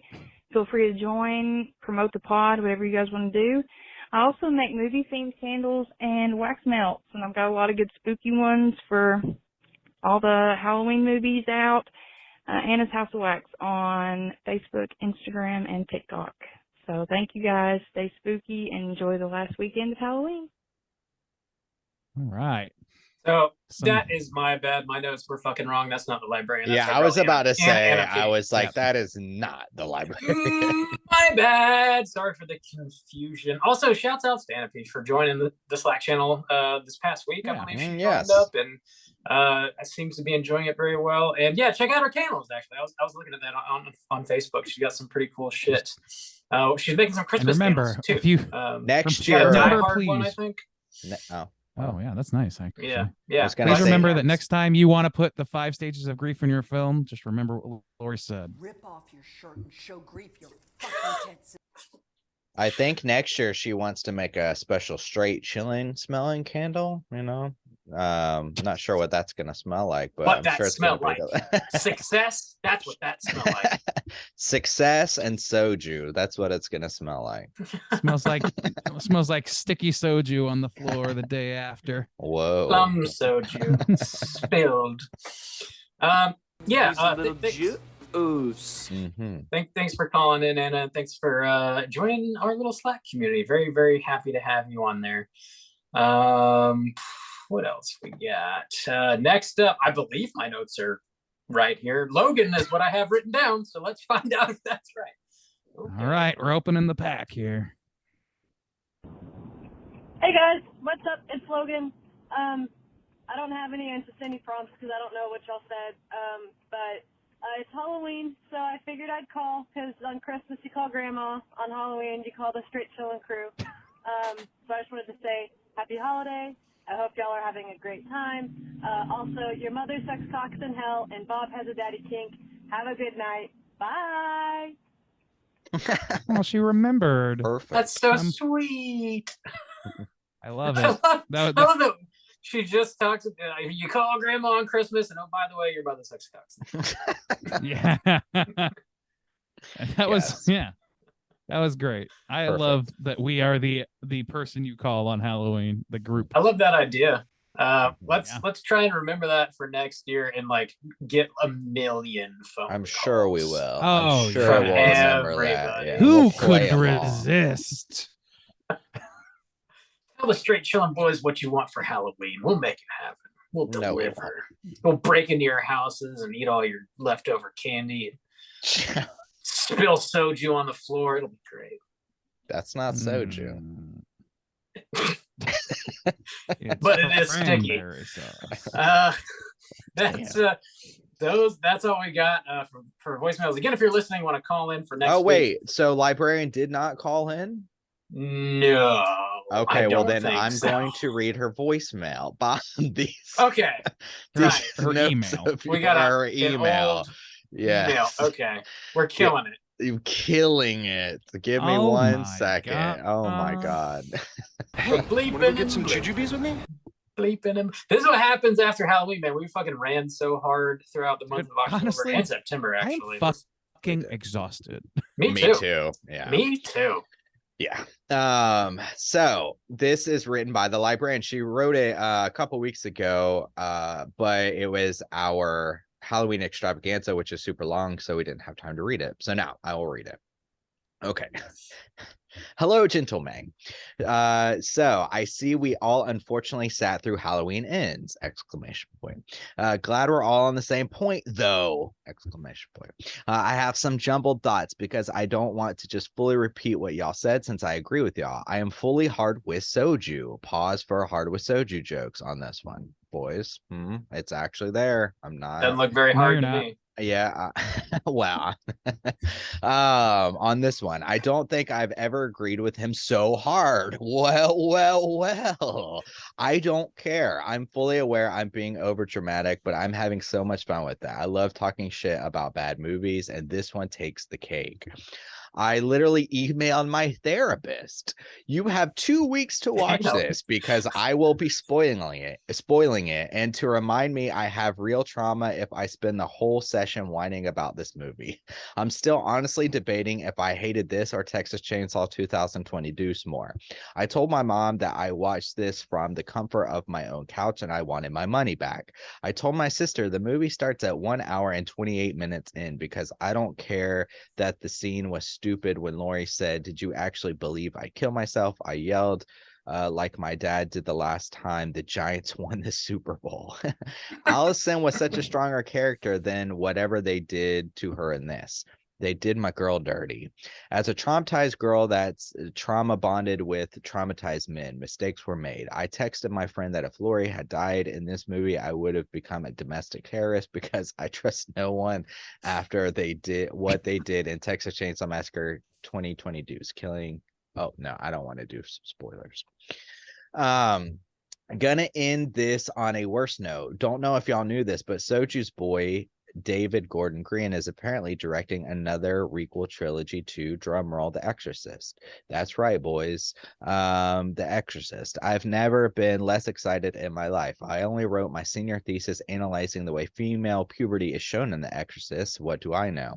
I can't decide if I'm less excited about that or The Lost Boys modern retelling. Oh, I didn't know about that. What? This is incoherent, but I don't care. I'm sleepy. I hope I said something that made y'all laugh. I swear I'm sober. I love y'all. Have a good one. The Librarian. P.S. I'm sorry I didn't make the Halloween party. I had a friend emergency. Everything's good now, though. Thanks for the hashtag hard with soju. I appreciate that. I'm sober. I swear. Okay. I promise.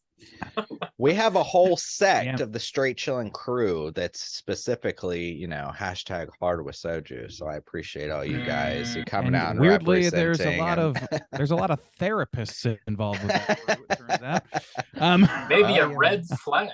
If you No, ask it me. just means we're all No, it's mentally not. stable and taking care of ourselves. Sure. That's why you want to Cool. fist fight David Gordon Green outside of a 7-Eleven. I get it. Hey, Fuck you. Hey, look at that asshole drinking chocolate milk. Oh God, it's David Gordon Green. DDP his ass. Get him. Oh. DDP his ass. What are you gonna? I know fucking wrestling. I Give know him all about it. motivational talk. Yeah. The So that Exorcist was- thing is probably going to be bad. I really wish they would just Yeah. stop making remakes and sequels and requels and anything else. Yeah, Just fucking that stop it. trend needs to die out so we Let can bitch about David something Gordon else. Green could make a Trends decent die movie that's tonight. not related to anything else. I mean, Or he could Just let just him be do that. blackballed, blacklisted from Hollywood forever, and just, die in obscurity later on in his long, full life. Die in a yes. sewer. Mental hole. stability is what's on display here, everyone. After he Helps. lives a long, full life, he will just be forgotten and faded away. Totally. Well, thanks for writing the email, librarian. That was actually from the librarian, so that's tight. We got that one right. Again, call in next week for voicemails. You can hit us up. She was like, I didn't leave a message. 904-638-3231. You guys have any prompts you want to throw out there for next week? I want to hear about everybody's Halloween personally. How Yeah, did it go? yeah. Sure. Halloween stars. We saw some sweet Halloween costumes on Yeah. Best Slack. costumes. That's what I want to hear. Yeah, Yeah. Best holy costume, shit. especially if it's a kid costume. I like a good. There was a kid that came to our door. I did not get to see him. Becky told me that he thanked us for the candy by tipping his cap, which was attached to his head, and it came completely off. And he was just like, The pulled head his stump came underneath. off. It was great. Nice. What? His head came Nice. off. That's cool as Fucking great. shit. I love oh my it. god. Damn. Badass. Yeah, tell us about your costumes or parties or cool trick or treaters or what you did. How'd it go? We want to know. That's going to do it for us this week at Straight Chilling. We'll be back next week with a brand new show. As always, we're talking about another Patreon pick. This one was chosen by your boy Nate S. The movie is 1986's Chopping Mall, Oh shit! Whoa. Here we which go. is kind of an appropriate movie to talk about in November, Black Friday and all that shit. Check out Chopping Mall. Get ready for next week's show. Until then, please rate, review, and subscribe to us on iTunes. You can follow us on Twitter at STR8_chilling or on Instagram at Straight Chilling Podcast.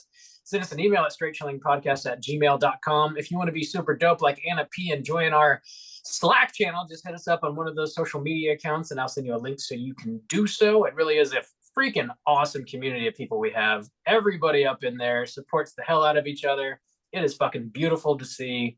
That's why It's there's wonderful. a contingent forming that praises only one host. Will not hear any It's I mean, slander you know, towards him. It's all love. The people It's have all love. spoken. So The get Martin your ass- Luther of our podcast. Get your ass on that Slack channel if you have an interest. Yeah, that's it. Until next week, as always, all you mother truckers, please keep chilling. Hey, wanna go get some jujubes with me?